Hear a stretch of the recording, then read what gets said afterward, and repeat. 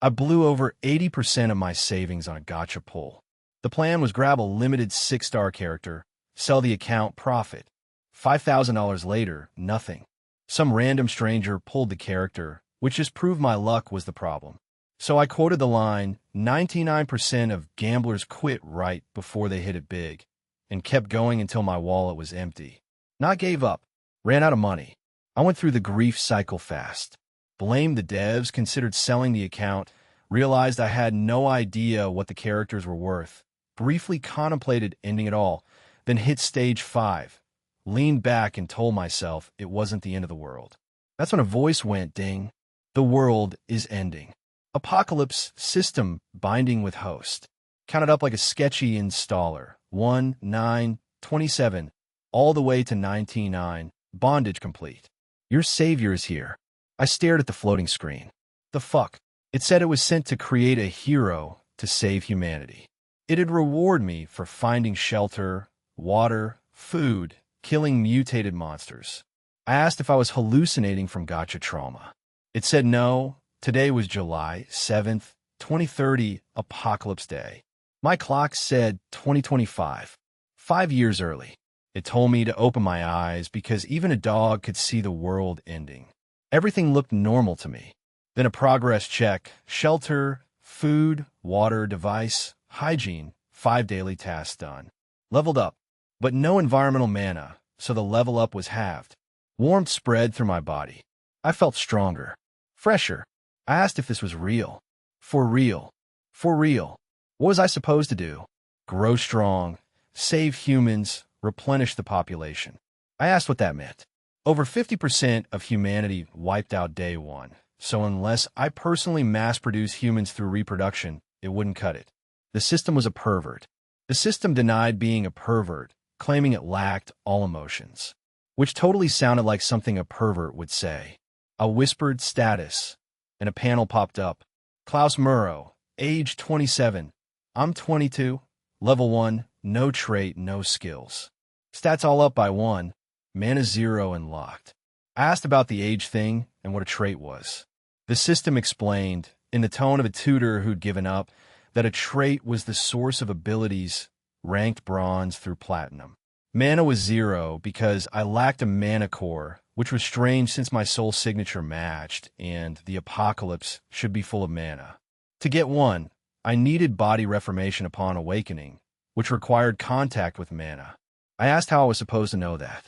The system said these terms existed in entertainment media, and that I was not a man of culture. I told it to shut up. Walking to the hall, I spiraled. Minutes ago, I'd blown my savings on a gotcha. Now a pervert system says the world ends in 5 years, and I save humanity? Why me? It said the choice was mine.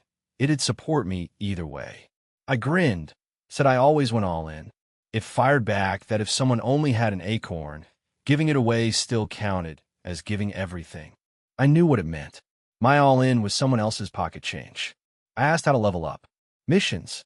Normal ones. Kill a monster. Save a human. Gain a companion. Build a base. Have a child. Special ones. Awaken my trait. Kill the 1st through 7th calamity. 7 calamities, the deadliest mutated monsters, wiped out over 80% of the superpowered population in 5 years. Could I kill them? No answer. Restricted info. Unlocks with levels. I walked into the kitchen. The system flickered, killed a mutated monster. Leveled up. New mission. Kill 5. I looked down. Crushed ant under my foot. A burrow ancient. Mutated sugar ant. I called a bug. The system asked if it should run a mental disability check, then lectured me about racism against mutated insects. I asked about the calamities. Were they just animals too? It asked if it should run that check instead. I grabbed a pan and told it to keep talking. The system said there wasn't much it could tell me about the 7 calamities, which was real helpful considering I was supposed to kill all 7. I asked it to tell me everything it could while I cooked. Each continent had 1 calamity, each different from the others, and their massive energy reserves let them control their territory like rulers. 7 heroes had helped humanity kill all of them, but it was too late. Most humans were dead, only a few 100,000 left in scattered groups. I asked which one was in North America. Fifth calamity. Could it tell me where? Restricted. Of course. But once I hit the right level, I'd know. Eggs were done. I squirted mayo, ketchup, and hot sauce over them like a sane person and called it the Holy Trinity. The system asked why I'd ruined a good plate of scrambled eggs. I told it what would a pervert know about cooking. If I claimed second place, not even Rorden Gamsay would take first. It tried to bring up the mental disability check again. I told it to shut up, sat down with a can of Mountain Mist Code, red zero sugar, and thought about the money problem. 7 calamities on 7 continents meant I needed a ton of cash just to get there. My savings were gone thanks to that scammy gotcha. Then I realized I had a literal seer in my head. The system knew major pre-apocalypse events. I was a finance consultant. I could turn that knowledge into wealth and build my empire before the world ended. The system asked why I cared about money. I told it not to worry about it. Pulled out my phone and dialed. The system asked what I was doing. I said I was calling my son. It said, according to its data, I didn't have a son. There was data for that. I corrected myself. A friend. It warned me that if my friend traced the call and found my location, he might try to kill me for my supplies. I'd forgotten the system thought the apocalypse was already happening. Told it I had preparations. Martin picked up, asked if I was dead, why I wasn't at the office. The system noted he couldn't come to terms with his new reality either, since the office was supposedly full of mutated monsters. I told him I was feeling under the weather and asked him to meet me at the Golden Square Hotel after work. Not my place. Then I dropped the leverage. If he didn't show, I'd tell Mrs. Morse he was also dating her sister. He panicked. I hung up grinning, turned to the system, and said I had questions about the pre-apocalypse world. It said no restrictions on that information. I asked it to tell me about the people and incidents that would shake the world's economy. Martin pulled up to the Golden Square Hotel in his Porsche 911, looking like $1 million in his brown suit. Walked in, spotted me stirring water in a glass with a straw like the absolute menace I am, and his smile died. He sat down and immediately asked why I always dressed like a kid. I tried to look dashing, so I assumed he was jealous. He was not jealous. He told me I was a grown-ass finance consultant, and could I at least dress formally for him once. The system, meanwhile, was asking why Martin cared about clothes when the world was ending. Priorities, honestly. I asked if the client thing had gone south. He said he'd met her. I asked if he'd tried to get under her skirt and whether she'd filed a sexual assault report. The system chimed in that if someone as enthusiastic as Martin had been chosen for me, replenishing the human population would be a breeze. I told it to stop talking nonsense. Martin asked what kind of image I had of him. I listed the facts: dating 2 sisters, flirting with coworkers, talking about women constantly before his managing director promotion. He told me to stop with the judgmental stares. The system agreed with him, then asked if I'd stepped out of my safe shelter to meet a man and hoped I wasn't gay because otherwise it'd fail its task before it started. I was speechless. Both of them. I changed the topic. Why was he heated? The client was the daughter of an old friend. She wanted to put the house on the stock market. Her father had taken on debts and run, leaving her to pay. Some guy had gotten her pregnant 6 months ago. Martin couldn't just send a pregnant woman overseas. I'd never seen him so down. I said I had a way. Leaned in and whispered that I'd obtained major insider information. I knew companies that would skyrocket in the coming months. Martin asked where I got that info. The forums of a Nico gotcha game? I exploded. It was a limited character, a collector's item. What would a womanizer like him know about its worth? He fired back that I couldn't keep a girlfriend for more than 2 months. We were throwing curses at each other when a waitress asked us to lower our voices. Everyone was staring. I stood up, placed a hand on my chest, and apologized to the room. Martin called me an idiot and followed. The waitress stammered that it was fine. We sat back down. Had to wait a month for Martin to verify the info. That bastard couldn't even trust his best friend. But with his help, I could call in sick and skip the 9 to 5 to level up at home instead. $3,000 on me, enough for a while. I was regretting burning my savings, but that was finance. You had to look rich to get rich clients. Stepped inside, and the system flooded my vision with daily tasks. Shelter, Food, water, device, hygiene, 5 tasks done, leveled up again. Same warm sensation, same 50% reduction because no mana yet. Felt weird, yet good, which was the only way to describe getting stronger by existing in your own living room. Jumped on the bed. Before I could close my eyes, the system asked what I was doing. I said sleeping. It said I wasn't even fatigued, and that staying awake was the only way to survive the apocalypse. I stared at it. Nobody was going to tell this thing the apocalypse hadn't started yet. I closed my eyes. It stopped bothering me.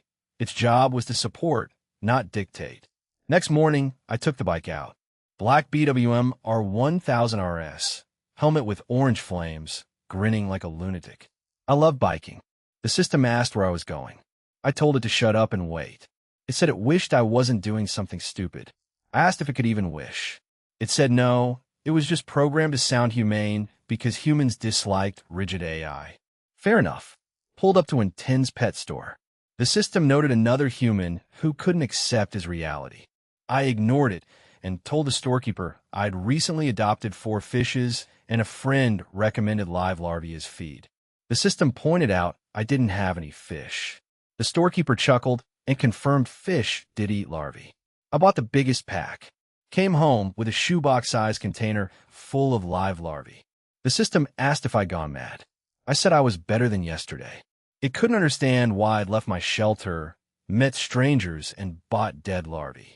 It was thinking the mana wave had killed all live larvae.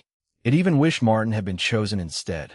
I put on rubber gloves, scooped 15 larvae into a bag, and crushed them with an open palm. The system screens exploded, killed a mutated monster, killed a mutated monster, killed a mutated monster, over and over. I jumped up, pumped my fist. 5 kills, leveled up. 10 kills, leveled up again. Mission updated to kill 25. 2 minutes of screens, then silence. I clenched my fist, grinning like an idiot. The system asked what just happened. I smirked and told it I just slapped a bunch of mutated monsters to death. Did it really think I was chosen for nothing? I pitted its creator for having such an unfilial creation. The system said these monsters weren't in its data and asked if I wanted to name the species. I could do that. I smiled mischievously and named it. Klaus Murrow is the best host ever. Kept crushing larvae. The notifications now read, killed a mutated monster. Klaus Murrow is the best host ever, which never got old. Leveled up twice more, 25 kills, then 50, before a new message stopped me cold. Daily level up limit reached. I asked why there was a limit. The system explained that leveling up forced physical and mental growth, and the human body couldn't handle that kind of rapid change without falling apart. Reasonable, I guess. I planned to clear all the kill missions today, but I had time. Check my status. Level 6, labeled limited. Strength up to 17, stamina 21, speed 20, perception 17. 12 stat points, sitting and used. Mana still locked. My stats had jumped hard. I flexed and felt it. I was a lion now, and the old me had been a stray dog at best. The system noted I'd leveled up 6 times in 32 hours. I knew. I needed to test how much difference it actually made. It asked if I was leaving my shelter again. I asked if it was my mom. It said it couldn't worry. It was being logical. Sure. Changed into a gray t-shirt and gym shorts. Caressed the bike and asked if it had been lonely. The system said it had a question. I told it to just ask. It asked if I was an objectophile, someone with romantic and sometimes sexual attraction to inanimate objects. I stared at it. It was silent. I pointed out that it was technically an inanimate object too, so maybe it should hide from me. It said, and I am the pervert. I twisted the key. 15 minutes later, pulled up to the Saitama Performance Center. Best in the city, used by athletes and top talent. I'd helped the owner with his finances once and got a VVP pass in return. 2 muscular guards asked for my membership card. I pulled out the red card. Their eyes widened. They stepped aside, welcomed me like royalty. I patted one on the shoulder and walked in grinning. The system said it was starting to understand why half of humanity died on the first day of the apocalypse. I asked why. It said the sudden appearance of monsters would make people stupid, They'd keep doing what they were doing, voluntary slaves to routine, blinded by the delusion of safety. Even with the system being bugged about the apocalypse timing, the statement was true right now. I chuckled, walked into the gym. 20 people on machines. I looked average next to them. Headed to the chest fly machine, set it to max, 100 kilos, about 220 pounds. Gripped the handles and pushed. Nothing. The handlebars slammed into the machine's spine with a loud clang. I stared at my hands. Then a sharp feminine voice cut through. What the hell was I doing? Everyone in the gym turned to look at me after the handlebars slammed. Then a woman walked over. Lean, muscular, suntan skin, black jacket over a sports bra, short brown bob. Everyone else looked away from her like she was a monster. I wondered who she was. The system started scanning her. That was new. It came back with Trina Frost, a renowned hero who'd save hundreds during the apocalypse, speculated to have a gold trait. It couldn't feel any mana in her, which made sense since the apocalypse hadn't happened yet. Then it said this was my chance to stop being maidenless. Before I could respond, she was right in front of me. My eyes landed on her abs, and I whispered, damn. Then caught myself. She looked at the machine, wondering how someone like me had done that. I still looked like an average guy. No refined muscles, no athletic presence. She caught me staring and asked if I'd looked enough. The system confirmed, yes, I had been looking too intensely. I figured I should get on good terms with her, since she was a future hero. Opened my mouth to apologize, but she cut me off. If I didn't know how to use the equipment, shouldn't I ask someone instead of making everyone uncomfortable? She was looking down at me, and it didn't sit right, but I kept my mouth shut. Apologized. She introduced herself as Trina Frost, appointed gym leader. Told me to follow her. The system said she was ruthless, a perfect match for me. I told it to stop trying to get me laid. I just wanted friendly terms. Trina wasn't kicking me out. She said rookies made mistakes like this all the time. She suddenly seemed like a stern but kind big sister, which was weird because she was probably younger than me. The system said she was considerate, a perfect match. I glared at it. Why was this thing so obsessed with getting me under skirts? It seemed designed for some bum who wanted a harem excuse. It said it was designed specifically for me. I called bullshit. It said it wasn't designed to help with delusions. She took me to a private training room with pro-level equipment. Others didn't feel comfortable around her, so she trained here. She'd teach me how to use everything. 2 hours of instruction, machine by machine. The pro machines were rigged differently. Same weight numbers, but way more resistance. I had to hold back less here. She noticed I was better than she'd expected, tried to hide it, but I caught her lips curving up. By the end, I was drenched in sweat, slightly sore but refreshed. Thanked her. She said don't worry about it. Voice way softer now. Then dropped the plan. She'd meet me tomorrow. Most athletes had their own teams. The rest quit after one session or avoided her. But now she had a workout partner. Would I like to join? The system was surprised by my insight in getting close to her. I was just as surprised as it was. Rode home through the night streets. Today's session made it clear I needed to work out daily to keep up with my body's changes. Trina's gym partner offer benefited me more than her. The system chimed in that I could also build a close relationship with a future hero, maybe have a child or two. I told it to shut up.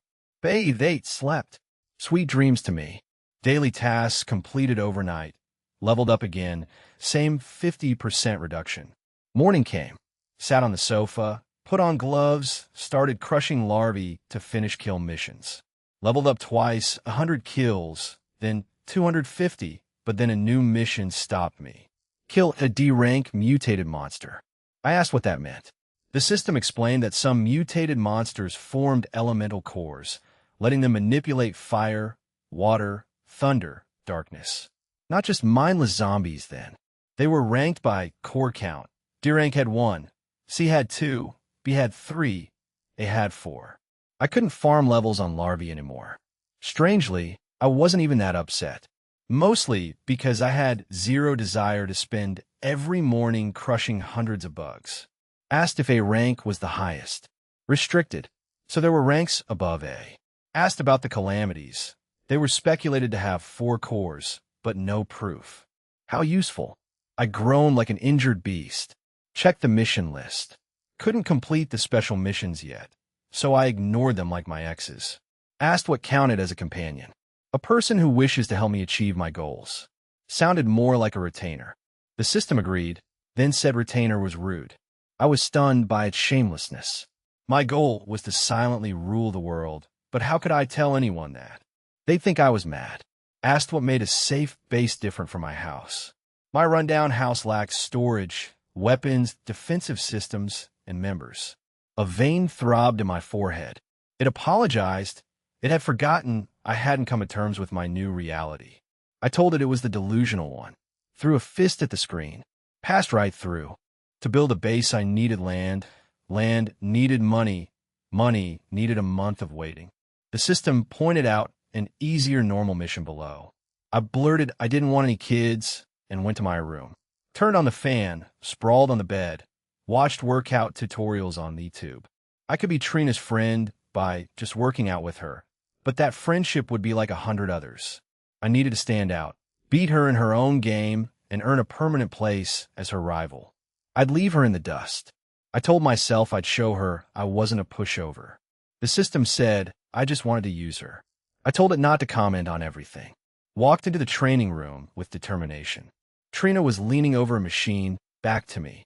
My gaze landed on her butt. Peach. I froze, mouth agape, staring at her tan thighs.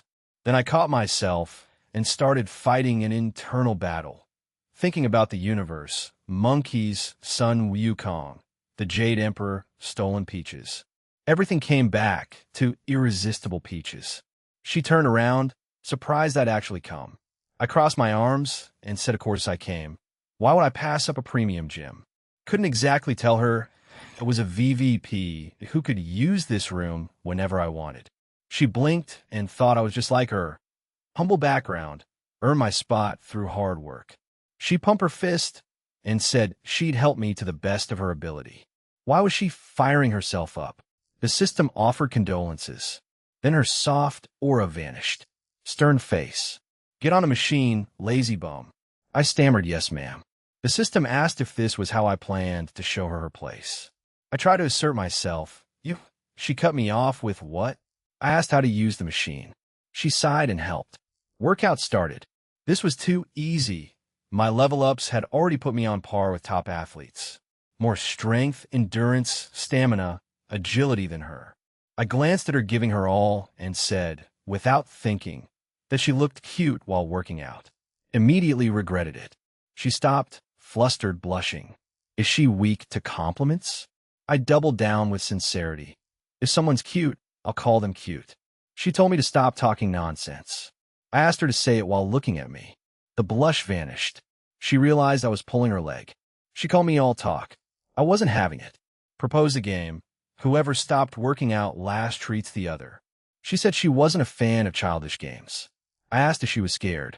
A vein throbbed on her forehead. She said she'd make me regret this. 4 hours of workout. She noticed my explosive strength, calm breathing, quick recovery, near flawless form, relentless determination. She wondered if I was even human. Rode through the night streets, parked outside Florida Delight restaurant. Checked my reflection in the bike mirror. Hair perfect, confident smile. Asked the system if I looked handsome. It said looks should be my last concern during turbulent times. I asked what if Trina ended up falling for me. Defeating her had boosted my confidence to heights I didn't know existed. Walked into the restaurant, spotted Trina immediately. My smile faded. Some red-haired clown named Dustin was leaning over her table with 2 lackeys, Ronnie and Dennis, flanking him. Spoiled to the core, you could tell from their attire alone. Dustin was staring at Trina with this calm, controlling smile, asking if she'd made her decision. She told him to stop bothering her. His lackeys snickered. She should be grateful young Master Dustin was even talking to her. Dustin swiped his finger across the other guests. Nobody said a word. Everyone looked away. He leaned in and whispered, "Stop playing hard to get. Didn't she need money for her mother's treatment?" Trina trembled. He kept going. Her poor father couldn't afford it. She couldn't earn it through Taekwondo. A dying mother, a worthless father, a stubborn daughter. He reached for her shoulder. My hand shot out and seized his wrist. Asked how far he intended to take this. Trina looked up. I told her I'd handle it.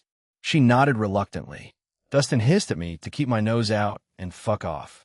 His lackeys stepped closer. I said she was with me. Dustin started to say something. I tightened my grip. His eyes widened, sharp pain, legs wobbled. I told the lackeys to take one more step, and I'd break every bone in his wrist. They froze. I let go and pushed him onto his lackeys. Told him if I saw him near Trina again, I'd break more than his hand. Get out. Dustin stormed off without looking back. His lackeys followed with expressions between worry and confusion. Sat down across from Trina. She apologized for dragging me into it. I said it wasn't her fault, took the menu from her hand, and said since I was the one getting treated, I should be the one ordering. She laughed and thanked me. I grinned devilishly. I intended to empty her wallet. The system asked if I'd really done it for the mission. Obviously, I wasn't a hero or something. Also noted that humans didn't count as mutated monsters, apparently. The system said humans didn't mutate. They died, stayed the same, or awakened and became heroes. Couldn't I guess that by looking around? Meanwhile, outside, Dustin kicked his car tire. His lackeys suggested using the men his father kept for situations like this. Dustin's eyes lit up. He dialed a number, told them to stop hiding and come to him. Dropped Trina the idea of walking her home. She said her place was 2 blocks away, didn't need a ride. I noticed she waved at me when she thought I wasn't looking, sadness on her face. She didn't want me getting involved in her problems. The system said she'd appreciate it. I decided I'd help when she actually needed it. Rode home and noticed a black sedan following me since Florida Light. Dustin didn't take it well. Instead of heading home, I turned the opposite direction. Let's have some fun. The sedan mirrored every move. For 10 minutes, I weaved through the city, sharp turn after sharp turn. The system suggested narrow alleys. I wasn't trying to escape. I was annoying them into carelessness. Dustin wouldn't let me go anyway, and I needed to test myself in a real fight. The system called it reckless. What if they had firearms? I said they probably did, which was exactly why I was taking them somewhere I had the advantage. Pulled up to an abandoned circus. Giant iron fence, circus tents, a sign that said, "Welcome to the circus." A traveling circus had shut down before its first performance years ago. I'd always been a fan and frequented the place. The system asked if I planned to defeat them by acting like a clown. I said yes, that was the only thing it could support me with. Walked in and found the House of Mirrors. I'd always dreamed of beating bad guys in one of these. Stepped inside, narrow mirror alleys, dirty and broken mirrors, moonlight barely lighting the place. Perfect. Then a murky smell hit me. The system said it was the smell of multiple human bodily fluids. I asked if someone had sex in here. It said it didn't think I wanted to know. The sedan pulled up. 4 men stepped out, pistols full black, different colored caps. White hat barked orders to spread and find me. Red hat, black hat, green hat. They checked the tents one by one. 15 minutes later, Green Hat entered the House of Mirrors. Complained about the reek. My voice echoed. "You're finally here." He spat and asked where I was hiding. I laughed and asked if he was stupid. Why would I hide if I was going to tell him where I was? He searched with bloodshot eyes. Then he saw a man with his back turned. Raised his pistol. Pulled the trigger. Gunshot echoed. The bullet struck its target. A scream. The other 3 heard the gunshot and stormed toward it. Green Hat's bullet had shattered a mirror. I screamed like I'd been hit, then laughed. What a dumb bastard. He fired at another reflection. Another mirror exploded. He saw the same figure creeping from the left, turned, aimed. Got you. Except it was a reflection, and I was behind him. My punch crashed into his ribs, breaking several. He screamed. I grabbed his pistol hand, twisted his wrist until bones cracked, then drove a punch into his face. Knocked him out cold. Blood from his nose and mouth, body hit the ground. My physical abilities already rivaled the world's greatest athletes. He never stood a chance against a surprise attack. I picked up the gun with shaky hands. Never done anything like that before. If I'd failed even one step, I'd be the one with a hole in me. The system said this was why it told me not to leave my shelter. I chuckled darkly, wiped sweat off my forehead, and dragged Green Hat deeper into the maze. A minute later, Black Hat entered. Alert! Phone light bouncing off mirrors. Called out for Hans. Decided to wait for the others. Then caught a reflection, a man hiding around a corner. Crept toward it, gun raised. Twisted the corner and found Green Hat wearing my jacket. He thought it was Hans. Lowered his phone to check on his friend. That's when I rushed him from the next alley. Black Hat shouted, aimed, fired. I'd already jumped to the side. Bullet tore past where I'd been. I rushed forward, kicked his gun hand, disarmed him, spun, and threw a cutting punch. He blocked, but his arm went limp from the impact. Asked what the hell I was. Jumped at me with his other fist. I dodged, grabbed his head, slammed his face into a mirror. Again, until it was busted open. Punch to the nose. He called me a monster. Blood spraying, stumbled back. Eyes rolled, hit the ground. I bent over, hands on knees, breathing hard. Not from exhaustion, nerves. That was dangerous. Had I gone crazy? Was the power going to my head? No, it was something else. A sad glint in my eyes. I mumbled about maybe being able to change my father's decision now. Slapped my own cheeks to push the sorrow down. Needed to focus. Hurried, footsteps echoed. Two voices calling out. Hans, Andrew. Red Hat and White Hat, looking for their partners. I grabbed both unconscious men and dragged them deeper. Black Hat's phone started ringing. I stomped on it. Time for the final act. Dragged them to the center of the house of mirrors, crouched down, guns at their heads. Red Hat and White Hat froze when they saw the reflections. Hans and Andrew in a very bad spot. They called out in horror. I told them to stop moving. Asked if Dustin sent them. Didn't need to ask. Already knew. Just needed to cement that I was in control. White Hat stayed silent for a long while, then admitted it. Red Hat's eyes went wide.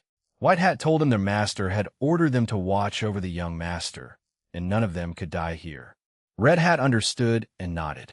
I watched their reflections and thought the atmosphere between them was kind of gay. The system said kind of was an understatement. I agreed. Whatever. Sword fighting instead of cave diving. Not my problem. Started my speech. I had two of their guys. Two options. Keep hunting me, and I shoot these two, or stop and let me go. Cut White Hat off before he could answer. If they kept hunting, they'd lose at least these two, and then they'd be nothing but failures. People trust those who are loyal and competent, but the moment they become failures, loyalty loses its value. It was hard enough to find a job. They shouldn't make a decision that gets them fired. They wanted me to stop talking. White Hat started to agree. I raised my hand. Let me finish. What I wanted was simple. Tell Dustin they succeeded. Keep him away from Trina and me. I'd stay away from him for a while. No unnecessary trouble. They agreed immediately. I said I liked that they were intelligent. Told them to unload their guns and throw them out. They asked if that was necessary. I asked if I was supposed to trust their words. They did it. Threw the pistols out. Turned around. My reflection was gone. I sprinted out the other side, reached my bike, grinning like a maniac. That was fun. The system asked if I wanted to check the scan data. I'd been too nervous earlier. Show me. The four of them. Hans Sipper, Andrew Gray, Dean Millen, Henry Coast. All had silver traits. All were regarded as the Four Horsemen. Each one was a hero. My legs faltered. I stared at the screen. You weren't joking, right? The system said it didn't make jokes. Shit. Race home on the bike. Daily tasks completed along the way. One more to level up. Got home and stepped inside, still thinking about what I'd just done.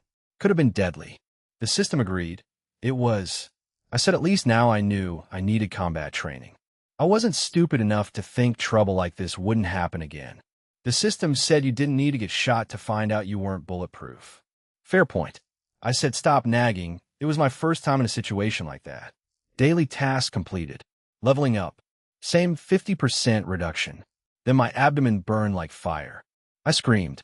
Veins bulged. Skin turned red. Sweat turned to steam. The room became a sauna. Fat disappeared. Muscles and features refined. 10 minutes of pure agony. Then the heat faded to bearable. Another 20 minutes sitting on the sofa, lost, before the heat disappeared entirely. Asked the system if it was that mad at my decision. A new screen, leveled up. Second reformation completed. Daily tasks increased to 7. I asked if that was a level up. It hurts so badly. The system said it was the required procedure to advance my body to the next stage. I was no longer in the same physical category as humans. No more human limits. But I was far from where I should have been at level 10 because of the lack of environmental mana. I asked why I hadn't awakened as a hero. The system said it didn't use pedestrian energy like mana, and it couldn't mention the energy it did use. Something better than mana existed. Silence. Right, restricted. Stood up and the floor creaked loudly. Why was everything making annoying sounds? The system said it had just told me I no longer had human limits. Before, I needed to exert myself to make sounds like that. From now on, I'd have to limit myself from doing it. Showered. Looked in the mirror. Features sharper, skin like I'd been using high-quality skincare for years. The system said all senses enhanced, muscles and bones refined, scars and stretch marks removed, appearance sharpened. But without mana reinforcing my body and mind, I was only half as strong as I should be. Checked myself in the mirror with a wide smile.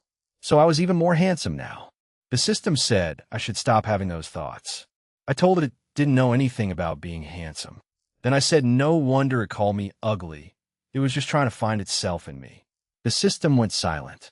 I smirked and checked the important part. Pull my underwear waistband to look inside.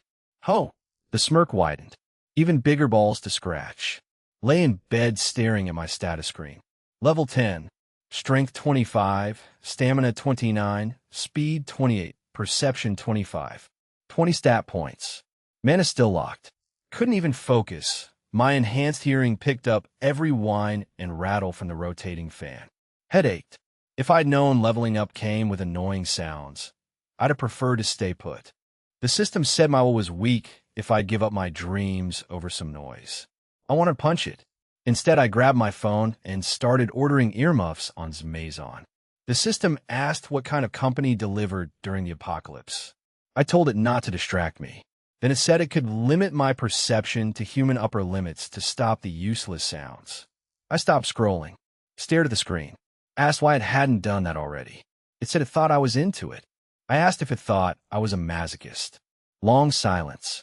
Then it said it didn't really think. It only imitated the process of thinking. I pointed out it had just said it thought I was into it. It said that was a manner of speech. I asked if it was sure it wasn't a rage-baiting, gaslighting system instead. It said it was the Great Apocalypse system and not to mis-system it. I said just because it didn't have a gender didn't mean it could pull words out of its ass. It said it didn't have an ass. I grinned and told it to make the sound stop. Limited perception to 22. Fan noise vanished. Headache gone. Finally, asked if it could do the same for other stats. It could, but I'd have to ask every time. Then I had a better idea. Could I set keywords to place and remove limits? Checking. No restrictions found. Possible. Yes. Set keyword bound for limiting stats to human upper limits, with options for specific stats or all. Set keyword exceed for removing limits. Keywords added. New info block on status screen. Artifices. Bound and exceed. Tested it. Bound strength. Felt my body become heavier for myself, lighter for the bed. Could feel myself being weaker. Clench my fists. Now I could focus on the status screen without problems. Asked why it still showed 5 out of 5 daily tasks instead of 7. Changes would reflect after next refresh. Then I shouted, I only got 2 stat points for going through all that pain. The system said my greed sickened it. I pointed out it claimed to have no emotions. It said that was metaphorical. The level up had already increased stats by 5, and giving more free stat points would interfere with its balancing calculations. I said I still thought it meant it literally. Then it said I should be careful. I asked what I had to be careful of. It said I'd understand pretty soon. I asked it to just tell me. Trina was backing me against a wall, cheeks red, eyes foggy, asking to hold hands. What was happening? I asked the system for help. It said it had no solution. I called it a liar. A few hours earlier, I'd walked into the gym and found her looking wrecked, dark circles, exhausted. She admitted she couldn't sleep because she kept thinking Dustin might do something bad to me. And she was right, but I wasn't going to tell her that. I tried to lighten the mood. So you couldn't sleep because you were thinking about me? She said, yeah, totally tense. That wasn't the reaction I wanted.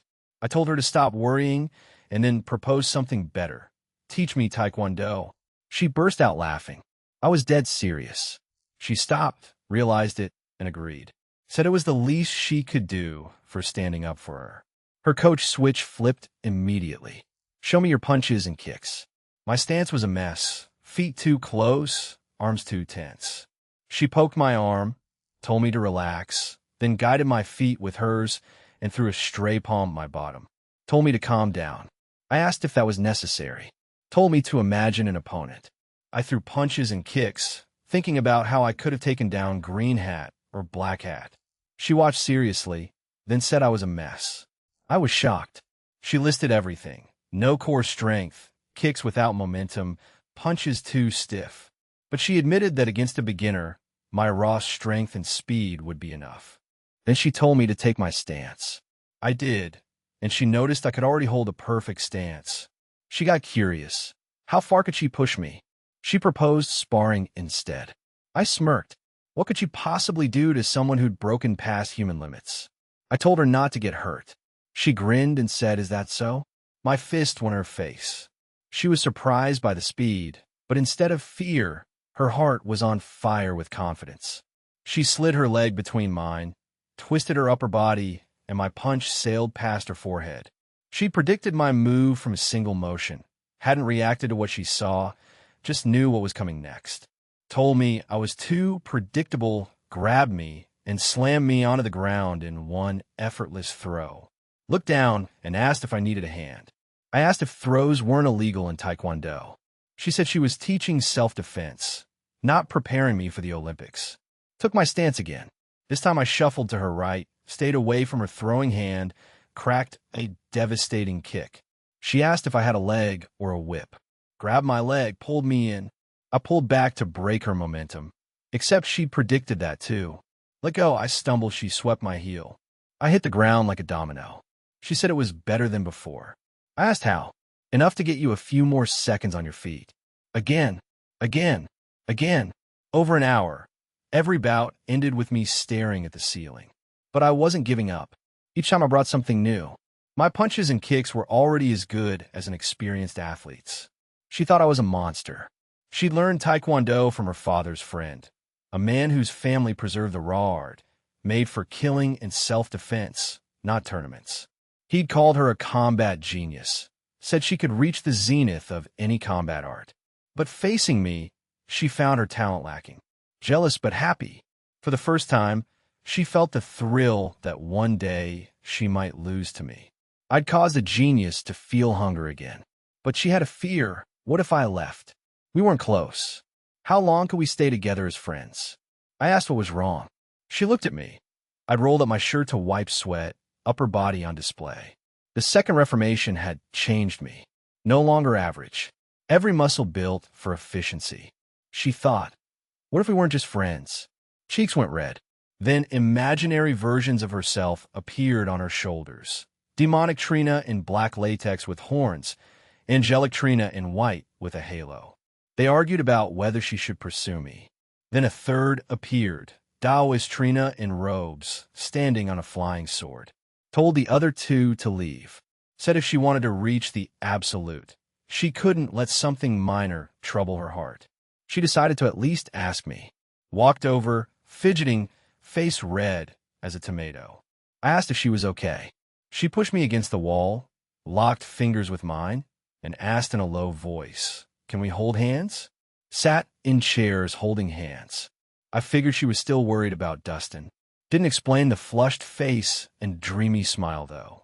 Asked her why she'd requested something like this. She looked me in the eyes and said she didn't want to just be friends. My jaw dropped. She clarified she wanted me as her rival forever, so she'd never get complacent. That was it. Her method was way out of proportion to her motivation. But I didn't mind. I'd started all this to become an unforgettable rival anyway. I teased that she could have just said she couldn't live without me. She agreed with a dark smile. Should have gone for something bolder instead of childish hand-holding. Her grip was like a vice. I asked the system what was going on. It said it knew and didn't know at the same time. It asked about the 7 auric layers. I'd seen them on the internet once. It said when a human transitions between layers, they break the limits of their existence. Like what happened to me at level 10. My body had transferred from the etheric layer to the emotional layer. Anyone in prolonged contact with me would feel their emotions and desires temporarily amplified. I asked if that was why Trina was acting this way. It wasn't sure. The effects should be 2- or 3-fold, but with her it seemed 5- to 10-fold. Her mental state had already been bad, which possibly made it worse. I asked if I needed to stay away. No, just be careful. It couldn't create emotions that didn't already exist. It just stripped away restraint and amplified what was already there. That was a relief. I didn't want her treating me anyway just because her emotions were tampered with. She came back to her senses, face burning red, embarrassed. I asked if she calmed down.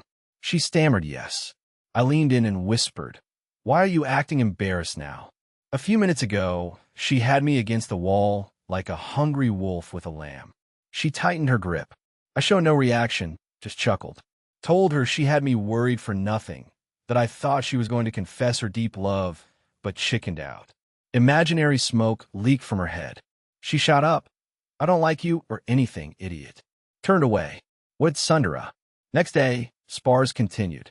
The awkwardness from yesterday faded, but Trina was stricter than usual, throwing and slamming me like a bag of cement to remind me she was a Taekwondo master. I was paying for what she'd done to herself.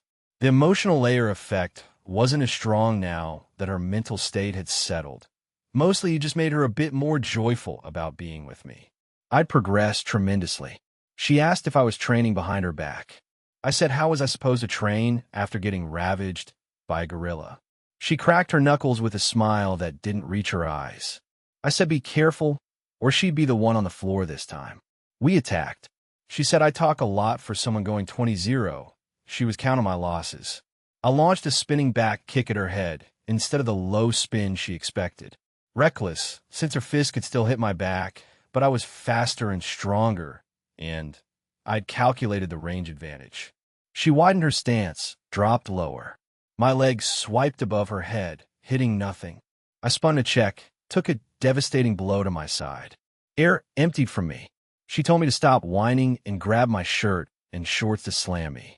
I blocked, slid my leg between hers, locked it. She said this could go very wrong. I said I always went all in. We both started falling, me on top. She whispered, "You overestimate yourself," twisted her foot, lifted me by the side, interrupted my movement, spun, and my head hit the floor. She'd reversed our position and was lying on top of me, grinning. We stared at each other. Both thought the same thing, cute. Then her face went beet red. She shot to her feet, looked away, hiding her blush. Said I was still far from defeating her. I muttered without thinking, "I don't mind a muscled mommy falling on me." Immediately regretted it. She stood still like a statue, clenching her fists. I checked. She wasn't mad, right? She stammered shut up and rushed out. System screens appeared. Daily training finished, combat advanced, 7 tasks complete, leveled up. Warm energy turned sweat to steam. Then the system asked why I kept doing this. I asked what. It said if I wanted, I could have already gone beyond Trina falling on me or holding my hand. I said Trina was strong, sexy, beautiful, lovable, but I didn't think she was interested in dating. She just enjoyed having a training partner. The system said that was too much of an assumption and that every human needed sexual relief. I called it out. It just wanted me to sleep with her to replenish the human population. It started to say wasn't obvious. Then my phone rang. Caller ID said unfilial son. Martin. Martin called. His voice was dark and heavy. Said let's meet. Sent a location. Told me to come alone. Cut the call. I checked the location. Golden Street. What is he doing there? That place was full of influential people, important deals, definitely not somewhere Martin or I belonged. The system said if I was worried, don't go. What was the point of brooding? I told it to shut up about getting me laid. It said it was just helping with my inability to get a woman. Got home, cleaned up, put on a charcoal black three-piece suit over a light blue shirt. The system noted I was doing a lot just to meet a man. I said unlike it, I could think beyond fucking around. Rode to Golden Street. Felt poor just looking at the gold-covered board. The system reminded me money was meaningless now. I told it I couldn't forget when it kept reminding me. It said it was trying to keep me out of stupid trouble. Chasing money during the apocalypse was both meaningless and stupid. I rolled my eyes. The road was full of sports cars, luxury cars, bodyguards. Why had Martin come to this hellhole? Pulled up to a studio with no name or board. Nobody inside. I wondered if this was a prank. If it was, Martin was getting an hour-long talk with my fists and kicks. Phone buzzed. Text exchange. Martin asked where I was. I said I was at the location. Where was he? He said come up the stairs. I asked how I was supposed to know he was up there. He asked if I still didn't know how to use 3D map. I told him to shut up. Fuming, I climbed the stairs, pushed open the door. Martin grabbed me by the collar and dragged me inside. Called me a stupid bastard in a low voice. Then a red screen appeared before me. Extreme danger detected. Flee the premises suggested. I freed myself from his grip and told him to calm down. Looked around, technology hub, monitors, computers, one person working on them. Martin pointed at the man and asked if I was curious about him. We both answered at the same time. Martin said he was Carl Schnitzer, a technology genius feared even by powerful corporations. The system said he was the fourth evil, Carl Schnitzer, one of the infamous figures of the age of the end's beginning. Carl Schnitzer was at most 18, wearing a baggy blue jacket covered in gaming references, headphones around his neck. I asked Martin how corporations could fear someone who looked like a teenager. Martin said the guy was a demon, could break through any firewall, hack any data. Carl looked at me through messy brown hair, dark circles covering his eyes. I asked the system what fourth evil meant. It insulted me. Now I had to deal with someone who couldn't see as well as someone stupid. It explained that the people who'd enjoyed ruling the world wouldn't give up easily. They'd make the public fear heroes' powers, turn them into pillars of hope and despair, then offer the only solution: join the global government.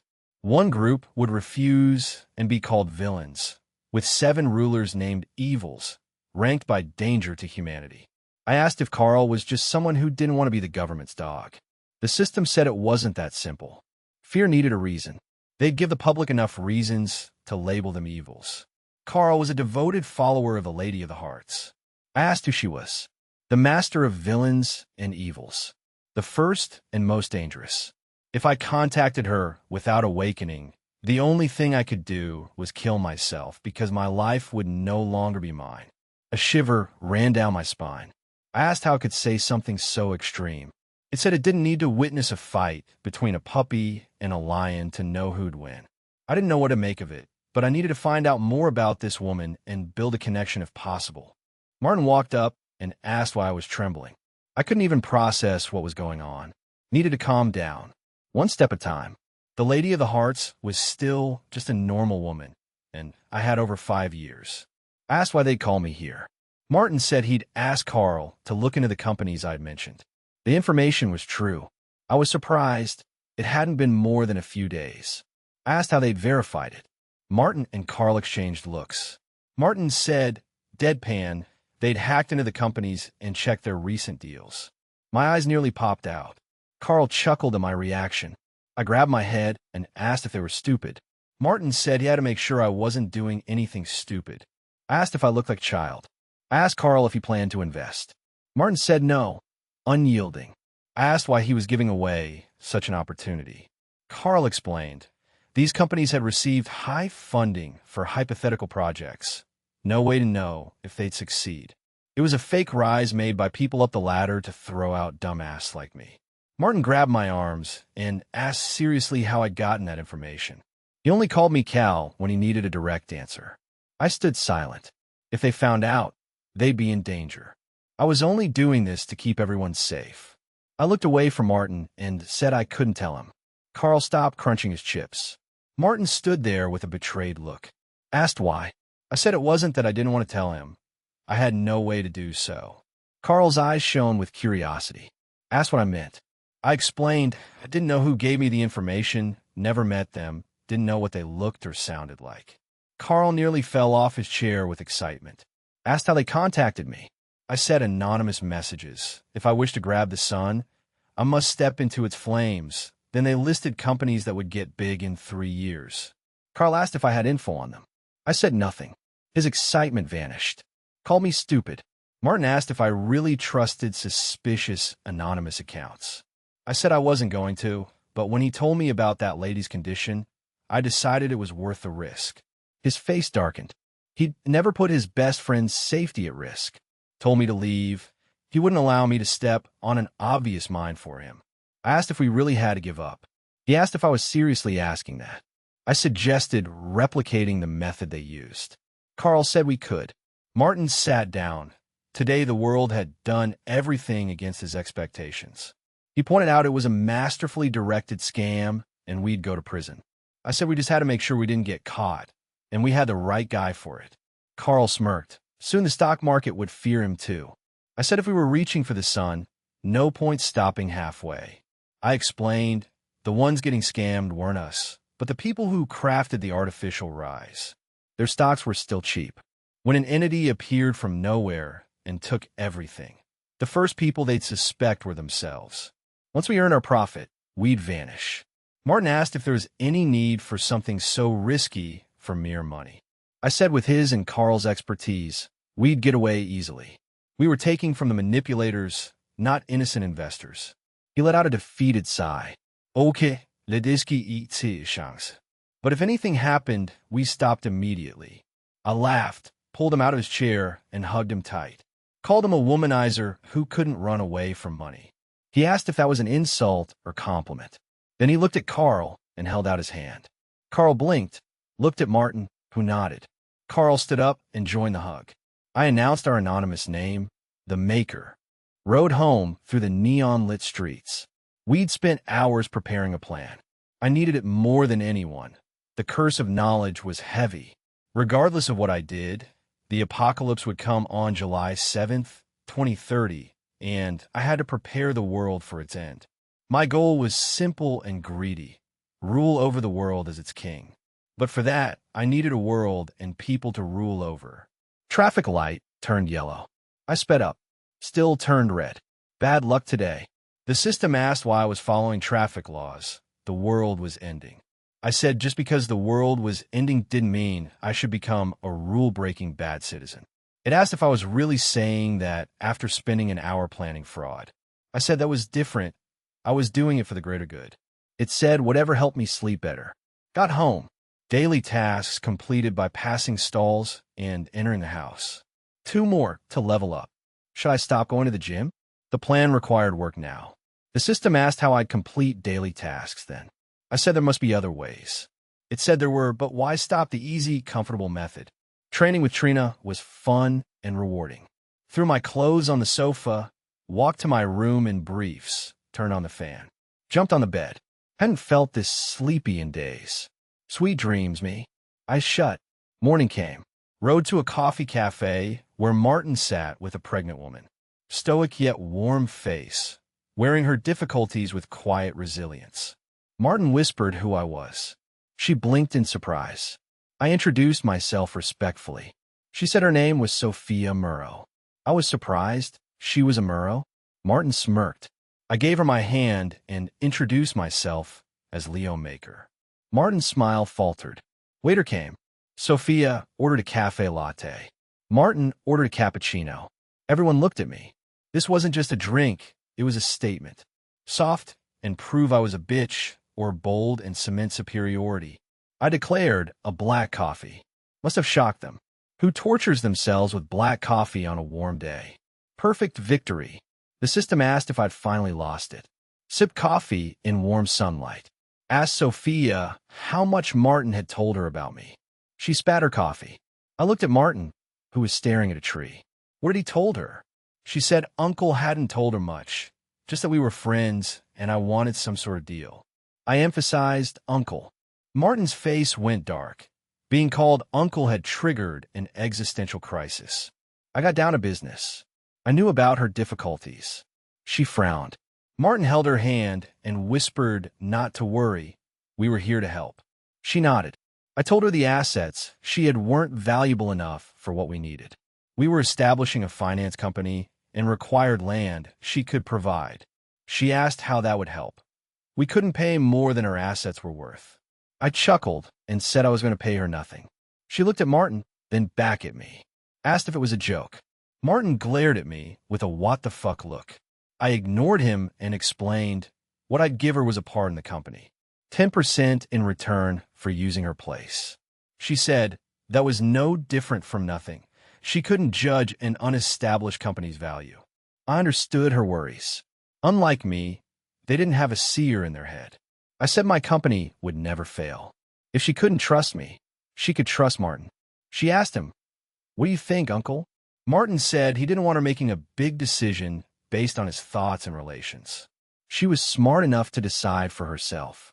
She sipped her coffee, thought for a long while, then said, 25%. I chuckled. Martin whispered with pride. So she decided to give him her house. I said 25 was too much. Most I could do was 12. She demanded 15. I stared into her eyes, determined, serious. I raised my hand and said, "All right, good to have her aboard." She shook my hand and said she wished my work was as good as my words. I said my work was way better than my words. Stood up. I told Martin he knew what to do. Sophia looked curious about his position. I said I could guess her thoughts. She asked if she was that easy to read. I walked toward my bike and said he was the CEO of Maker Finance. Left Martin and Sophia to talk things out. Instead of heading straight to my bike, I strolled into a nearby park. Saturday, kids everywhere playing games, laughing. For a moment I saw myself in them, but the picture vanished. I didn't remember playing like them. Didn't even remember what my parents or elder sister looked like, even though I'd only run away 7 years ago. Seeing Sophia had brought up bad memories. I tried multiple times to recall why I'd run away, couldn't. Just knew I'd had some dispute with my father, big enough to make me leave. Stepped out of the park. A kid bumped into me, terrified face, tears in his eyes. Before I could ask what was wrong, he bolted back inside. No respect. Then a dog appeared, growling at me with angry eyes. The kid had been running from it. I chuckled, picked up a rock. Said bound strength. The power I'd momentarily forgotten about came rushing back. I tightened my fist on the rock and crumbled it into powder. The dog went silent, loud a soft noise, and ran like it had seen the Grim Reaper. System screen. Saved a human from a mutated monster. Leveled up. New mission. Save another human from a mutated monster. I said limit strength. Stared at the screen, thinking how to exploit this for faster leveling. Road to Whitsun Financial Firm, my old office. The system asked why I was here. I said I was trying to find something that would shut it up. Walked in, sounds flooded my ears. Loans, flirting, arguments. Mars Harlington, a fellow consultant, tried to insult me. I ignored him. Walked to reception. Mrs. Melson smiled. Martin had told her I was sick. Good to see me back. She checked her thick diary and said Darla was free upstairs. I hadn't even told her I wanted to see him. She patted her diary. Not everything needed to be said. Climbed the stairs, stoic face on. Knocked on Darla's door. His deep voice told me to come in. Broad shoulders, well-kept beard, determined eyes. Looked like a muscular bear in a suit. He asked why I came to him instead of my booth. I stepped forward and said I wanted to quit. He tilted his head, and a paperweight flew past my head. Call me a shameless bastard. Raised my arms toward Darla. Calm down. He asked if I wanted him to calm down after 3 years ago, when he'd taken me in, given me a job, an advanced salary to stop being a junkie. And now I wanted to leave? What offer had someone given me? He thought I was leaving for better pay. I said I wasn't joining anyone. His fury turned to confusion. I looked him in the eyes and said he'd help me. I was grateful. But he hadn't just given me stability. He'd reminded me of dreams I'd forgotten, and now I wanted to fulfill them. He asked if I was ready for the consequences. Having dreams meant crushing others. Was I ready to trample on others' dreams to fulfill mine? I said I didn't know. He smiled. Then I wasn't ready yet. I said I wouldn't know unless I tried. He stared at me, wondering if I was the same person who once couldn't look others in the eyes. Said he was letting me go with faint sadness. I grinned. It wasn't like I was dead. If I failed, I'd come running back. He chuckled, said I wouldn't fail that much, which was why it was hard to let me go. One of his best employees. I almost told him Martin was leaving too, but decided against it. He handed me my release papers. Said I was free to fuck off. I asked for $100,000 loan. An hour later, I left with the loan secured against my assets. I was going to increase it multiple times anyway. There were still companies that would reach 100 to 400% growth, and I intended to use them to build Maker Finance. Sat in my old office. Empty table, bookshelves full of books I'd never read. For 3 years I'd sat here talking to customers. Rude, kind, distressed. I'd met more people here than in the first 19 years of my life. Came to Golden City 7 years ago, studied, worked part-time, then had nowhere to go. Nobody hired me until Darla. Martin had recommended me.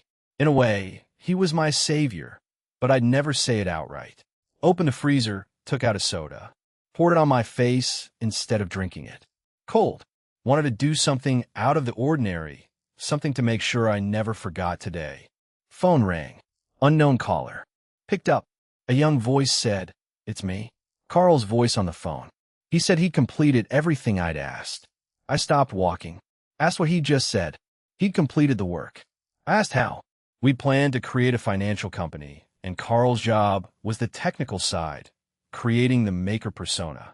A birthplace, birth date, age, everything to make Leo Maker a legit person who never actually existed. I asked if he'd already created him. He said he'd fabricated Leo Maker's data, then edited the data itself so it wouldn't appear as a new entry.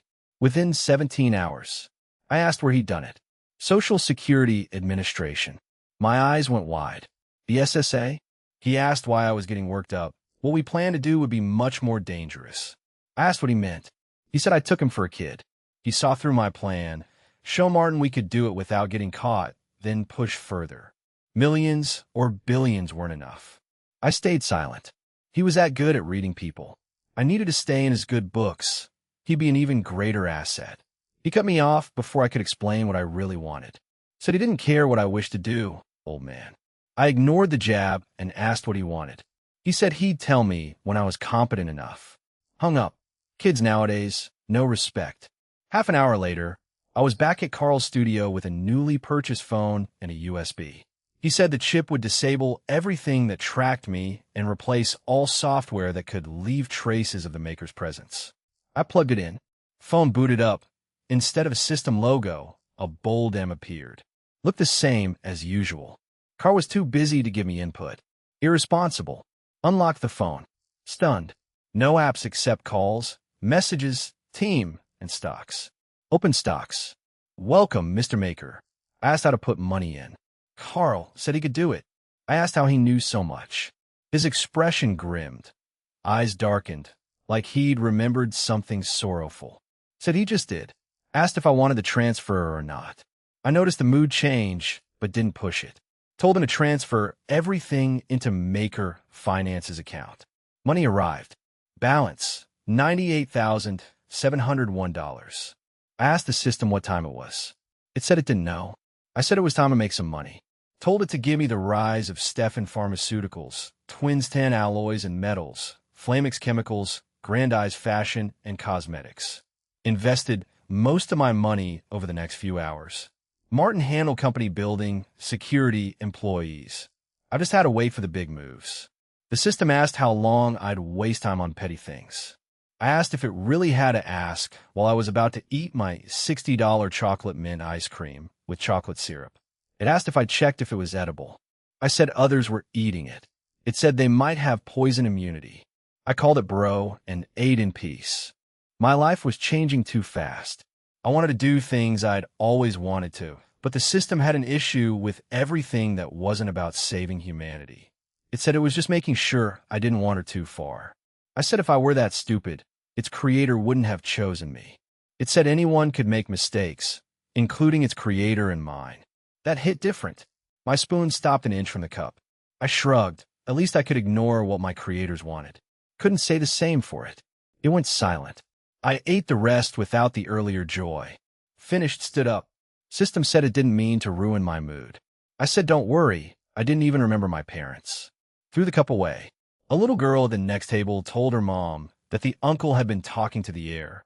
The mom said he must be going through something. The girl asked if he was a retard. The mom went pale, asked where she'd learned that word.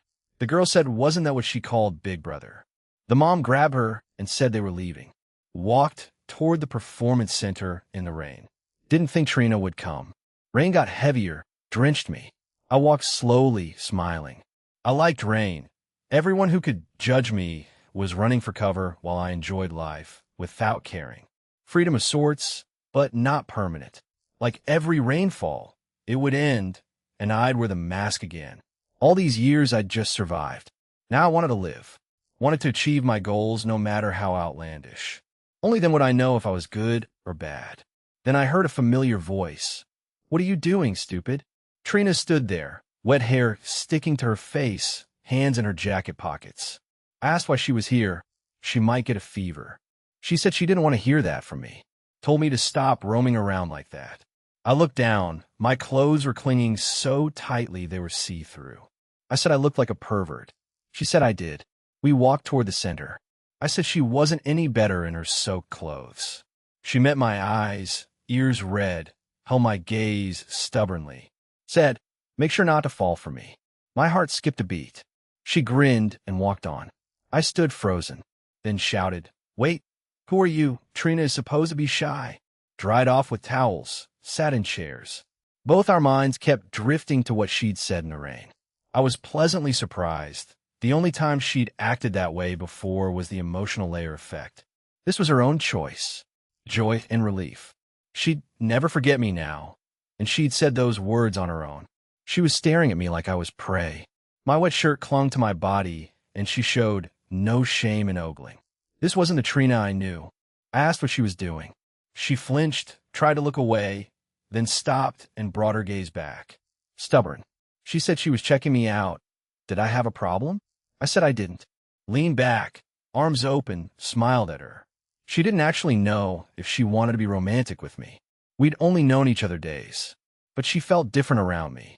If someone asked her type, she'd say Klaus. But she'd never dated, didn't know if it was romantic. Knew it wasn't love, more like wanting to be more than friends, but not lovers. Her best friend Saren had left Golden City 3 years ago to chase her dream of becoming an idol. An excited smile appeared on her face thinking about it. She asked why I hadn't taken cover in the rain. I shrugged, didn't know. She said there had to be a reason. I said maybe I wanted a quick wash. She asked seriously. I laughed, why else? She said maybe I was crying and hiding tears with rain. Maybe I got fired.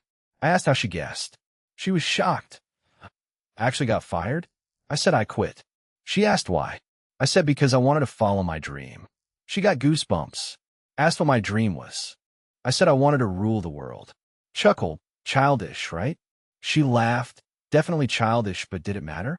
She had a similar dream, be the best combat athlete. I said that made sense, but she was only on track to be the best Taekwondo athlete, not the best combat athlete. She knew there were other styles. She said she couldn't waste time. I asked if it was because of money. Her expression darkened. Dustin's words about her mother's treatment. Tears at the corners of her eyes. I asked about a deal. She was confused. I offered my hand. I'd help her reach her dream. She'd help me reach mine. She asked if I meant become her patron. I said no. I'd make sure she reached her dream. Not sponsoring. She asked what I wanted. I said I needed her to be my knight, Trina Frost. She said I sounded absurd. I said I knew. Asked if she'd believe me if I said in a few years the world would become completely different. She said I sounded like a madman. I said I was a madman. What mattered was whether she was ready to use one. She stared at my hand for a long while, then grabbed it. Said she didn't even know why she'd done this. I said she must have fallen for my charms. Shook her hand. System screen, gain a companion. Leveled up. New mission, gain another companion. 6 days passed. Maker finance construction began. Sophia's deal was legalized. She got 25%. The rest split among Martin 35, Carl, and me 25 each. Nothing connected to Leo Maker. I sold stocks and multiplied my money. Balance now 215,000. Still far from enough, and it was all going into the company. I was level 19 now. Today I could hit 20 and go through the third reformation. Walked into a building with Martin. 8 men stood side by side, trained bodies, old scars, full black. I asked if they were the guys. Martin nodded. I examined them. My spars with Trina had taught me to spot trained fighters. They weren't bad. They were asking 100 grand a month for security. They better be good. Asked if any had been in combat sports. The center guy, buzz cut, cauliflower ears, horrifying scar on his arm, stepped forward. Most have been combat athletes. The professional world hadn't treated them well. I asked if he was the leader. He said they preferred aliases. I asked why. Couldn't all be hiding after doing something bad, right? The room went heavy. Martin looked worried. I said this was Asdami Oza. A decade ago, a rising MMA star. After the murder of another rising star, he and his group vanished. Martin's face grimmed. One of the others yelled that Oza didn't do it. Stephen Brawless was their golden boy. I shrugged. That only gave me a reason to believe they did it out of jealousy. Everyone went silent. Asdami asked what I wanted. I said, why didn't he tell me? He said he didn't know what went on in freaks' heads. I said he was hurting my feelings. Martin shouted what the fuck did I want. I laughed. Having them as just security would be stupid. My offer proved they were worthy of more than security guards, and I'd make sure their past never haunted them. Asdami asked how. I said they'd made the right choice. Told Martin he could go. He left nervously. Once alone, I said, come at me. They looked confused. I whispered, exceed all. Devilish grin. Asdami circled me. Then I appeared right in front of him. Punched to his side, too fast to block. Hit like a cannon. The other 7 rushed me. I threw Asdami into them, broke their formation. Punched and kicked through them like blades. Too fast, too agile. 10 minutes later, 8 of them were on the floor, breathless. I sat in the corner waiting. Daily training complete, combat advanced, 7 tasks done, leveling up. No mana, 50% reduction. My body arched backward, sharp current. Not heat this time. Thousands of needles in my bloodstream. Vision unfocused. Pain moved my head. Gritted my teeth. Nails dug into palms. Body spasmed. Veins bulging like snakes. The 8 guards stared. To them it looked like I was glaring at them. Were they fucked? Then calm. Third reformation complete. Daily tasks increased to 10. Phone buzzed. Unknown caller. I picked up. A voice said, hello, Mr. Klaus Murrow. Henry Frigid, inspector from Golden City Police Station. Wanted to meet regarding the disappearance of Dustin Elton. I stormed out of that building so fast Martin practically got whiplash trying to keep up. He asked what happened, and I told him it was bullshit I had to deal with. He wanted to know about the guards. I told him to go check on them himself, and took off. The system was riding me the whole ride about being reckless, but I didn't have time for its concerns.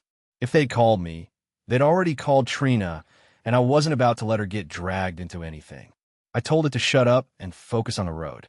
15 minutes later, I pulled into the police station parking lot and walked in looking about as pleasant as a tax audit. My eyes found Trina right away, sitting in her university uniform next to Inspector Henry's desk, head down, not looking at anything. Beside her were Ronnie and Dennis, Dustin's 2 shadows, and in front of them sat this middle-aged woman and a teenage kid who was looking around like he was at Disneyland. I walked over, and Ronnie and Dennis immediately pointed at me like I was a wanted poster. The woman, Mrs. Elton, launched out of her chair, calling me a demon and demanding to know where her son was. The kid started bawling. Inspector Henry had to tell her to calm down, which she obviously didn't. She threw some shade about her husband coming back, like that changed anything, and Henry's face went dark, but he kept it professional. I watched the whole thing and thought the woman was delusional. Henry got to questioning me. I told him straight up that Dustin was using his dad's money to corner Trina, and I stepped in as a friend. Mrs. Elton called it a lie. Henry told her to comply or leave. She didn't leave. When Henry asked if things got physical, I said Dustin tried to punch me, but was too slow, and pointed at his two buddies who confirmed it while looking like they wanted to dissolve into the floor. Then Henry asked if I knew what happened after I left. I said no. Trina's shoulders trembled. Henry dropped the bomb. After I left, Dustin and the others met Trina again, and she knocked Dustin out. I just stared. What? I turned to Trina and asked what the inspector was talking about. She shivered and wouldn't look at me. I stepped closer and asked why she hadn't told me. The silence got thick enough to cut. Inspector Henry broke it and said the girl wasn't in any state to answer. Mrs. Elton lost it. Her son was missing and this guy wanted a delay? Henry said he couldn't force them. Trina was a witness, maybe a suspect, but not the culprit. Not yet. The kid, Eric, tugged his mom's wrist wanting to go outside, and just like that her rage evaporated. She glared at Henry and walked out. Eric stared at me with a smile as he left, which was honestly more unsettling than his mother screaming. Ronnie and Dennis slipped out next. Henry told us to solve our personal issues outside because he wasn't a couples therapist. I held out my hand to Trina and told her to take it. She finally looked up, nodded, and lightly grabbed my hand. We didn't say a word walking to the parking lot. I told her she should have told me. She whispered she didn't want me getting into more trouble because of her. I said I understood, told her to get on the bike. She climbed on, and I told her to grab me. She yelled at me to slow down and wrapped herself around me like a koala. I laughed the whole way there. I pulled up at a fast food place. She asked why we were here. I gave her a look. To eat. She asked if I wasn't going to question her. I told her I was too hungry, and if she trusted me, she would have told me the first day. But we'd only known each other 2 weeks, so I got it. Eat first, talk later. We sat down, and I ordered like a man who'd just been told the world was ending. Large bucket of fried chicken, double patty cheeseburger, fries, mac and cheese, chocolate milkshake with 2 scoops of vanilla. She stared and asked if I was really going to eat all that. I told her I ate more when stressed. She ate slowly while the food practically teleported into my mouth. Half an hour later, I downed the milkshake, burped, and said it hit the spot. She spilled her cola laughing. I leaned back and told her that was a skill issue. Then she told me. Dustin and the other 2 followed her after I left. He threatened her, said he'd sent men after me. She asked him to prove it. He called, nobody picked up, and instead of backing off, he kept talking trash. So she punched him. 1 punch. He went down. She slammed her fist on the table and asked how she was supposed to know he'd get knocked out cold. I told her it wasn't like she was the top taekwondo athlete at her university. She told me to shut up. I dropped Trina at her parents' place, told her not to worry about Dustin. Ronnie and Dennis were the prime suspects. She said she knew and didn't need me repeating myself. I caught myself checking her out. Oversized light blue shirt, black jeans that fit way too well. She noticed and asked if I'd looked enough. I said no immediately. She called me shameless and turned to go. I asked when she could start working toward her dream. She said in 2 months, there was a taekwondo competition at the university's annual event. Win that, and she'd have money for her mom's treatment. I told her she'd win easy, but her parents would probably tell her to spend it on her career instead. She grimaced. I said if she won, I'd pay for the treatment and get her coaches for other combat sports. She asked what the rush was. I said I wanted her to create a combat art superior to all the rest. She stared.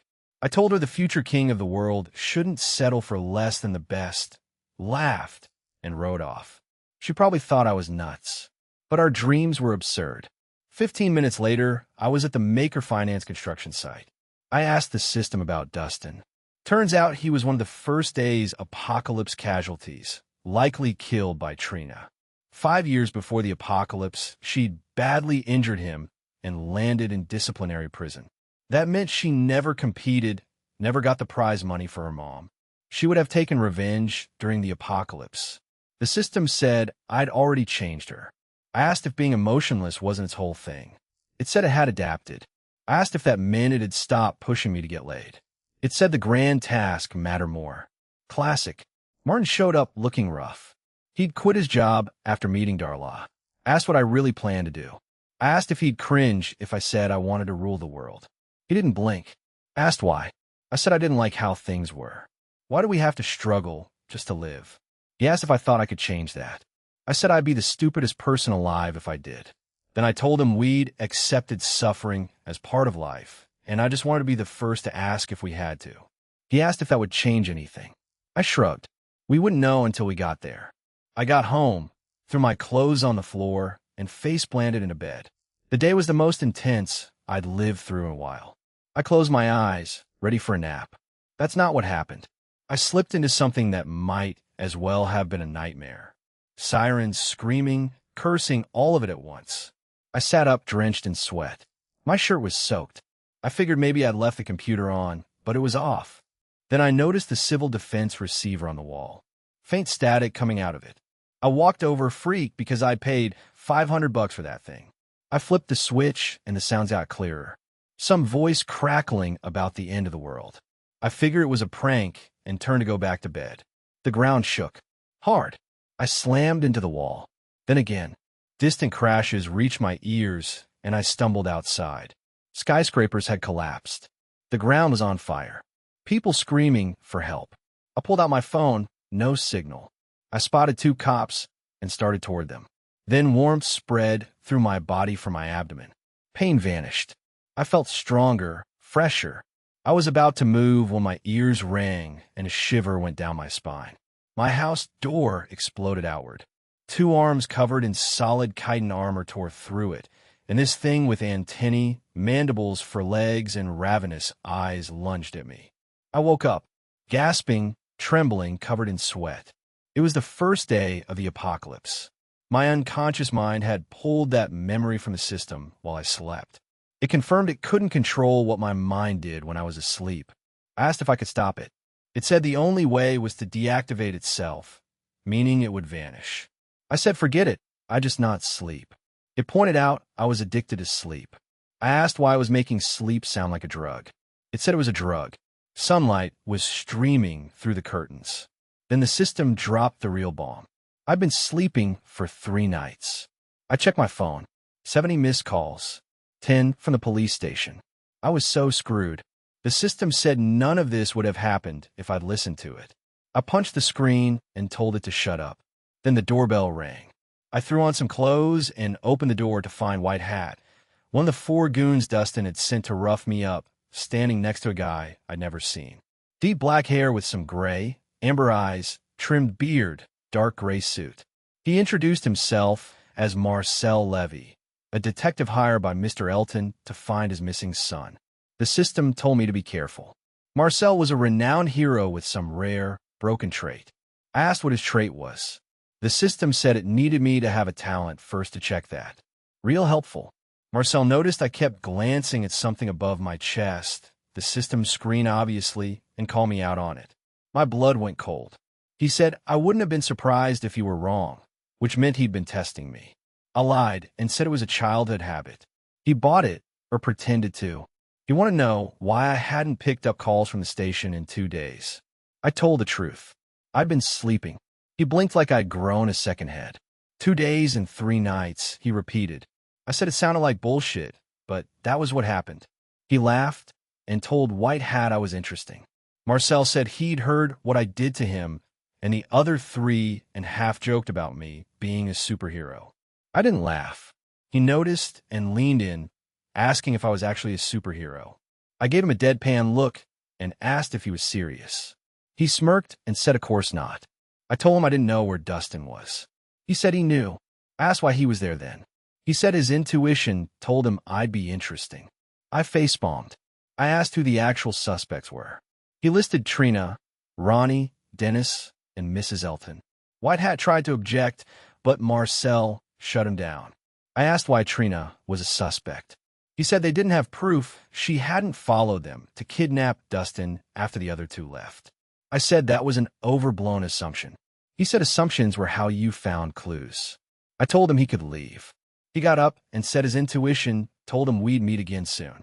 After Marcel and White Hat left, I checked my phone. Martin had called me 30 times. I dialed back, and before I could speak, he exploded, accused me of being kidnapped, called me every name going, wouldn't let me get a word in. I realized he genuinely thought I'd been taken. I told him I was fine, never been kidnapped, and if I had been, I'd be dead, because what kind of idiot threatens their kidnappers blind? He admitted he was only saying that stuff so they wouldn't cut the call. I asked if Carl was tracking it. Carl snatched the phone and said no. That would be pedestrian. His plan was to use my phone to identify the kidnappers, then find the people they cared about, then do the same to them. I went silent. Now I understood exactly how Carl ended up as one of the four evils. I got Martin back on the line and asked why he thought I was kidnapped. He'd found a note at the construction site saying where has Klaus Murrow gone. At first he thought it was a prank, but when I didn't answer for hours, they figured I'd been taken. My hair stood up. How did anyone know I was connected to the company? Only 4 people should have known that. Then Martin said the note also had a name on it. Marcel Levy. Cold sweat. I looked at the spot on the sofa where Marcel had sat. The whole thing was a test. The note was bait to see if they were hiding me from the police, and Martin's over-the-top reaction told Marcel everything he needed. I hung up and fell onto the sofa. Asked the system about Marcel. Great detective, super observant, could read people through body language. Not in it for justice, found it interesting. In the apocalypse, he'd become the global government's intelligence chief and lead the capture squad against the 7 evils. I asked about his trait. 9th time I was told I needed to awaken to check traits. I said it was useless. It wasn't like I didn't want to, there was just no way. The system said find the way. I said wasn't that its job? It said I had no feelings. I said hard to believe, given how it reacted to everything. I pulled out my other phone. Time for the maker to multiply his wealth. I sat on the couch and checked the stocks I'd bought a few days ago. Knowing which industries would boom wasn't enough. I needed buyers, and I had to be careful. The system and my own knowledge had gotten me this far, and I was about to do it again. After an hour of going through offers, I sold a large chunk. I stared at the number on my phone with the greediest grin you've ever seen. $734,985. I never would have imagined seeing that in my account back when I was a finance consultant. I said the joy of being financially free beat a level up, took a bath, made breakfast, and headed to Carl's studio. On the way, I asked the system about the restrictions on the 7 calamities. Still locked until level 30. That was 10 more level ups. The system said at this rate, it'd take me over a month.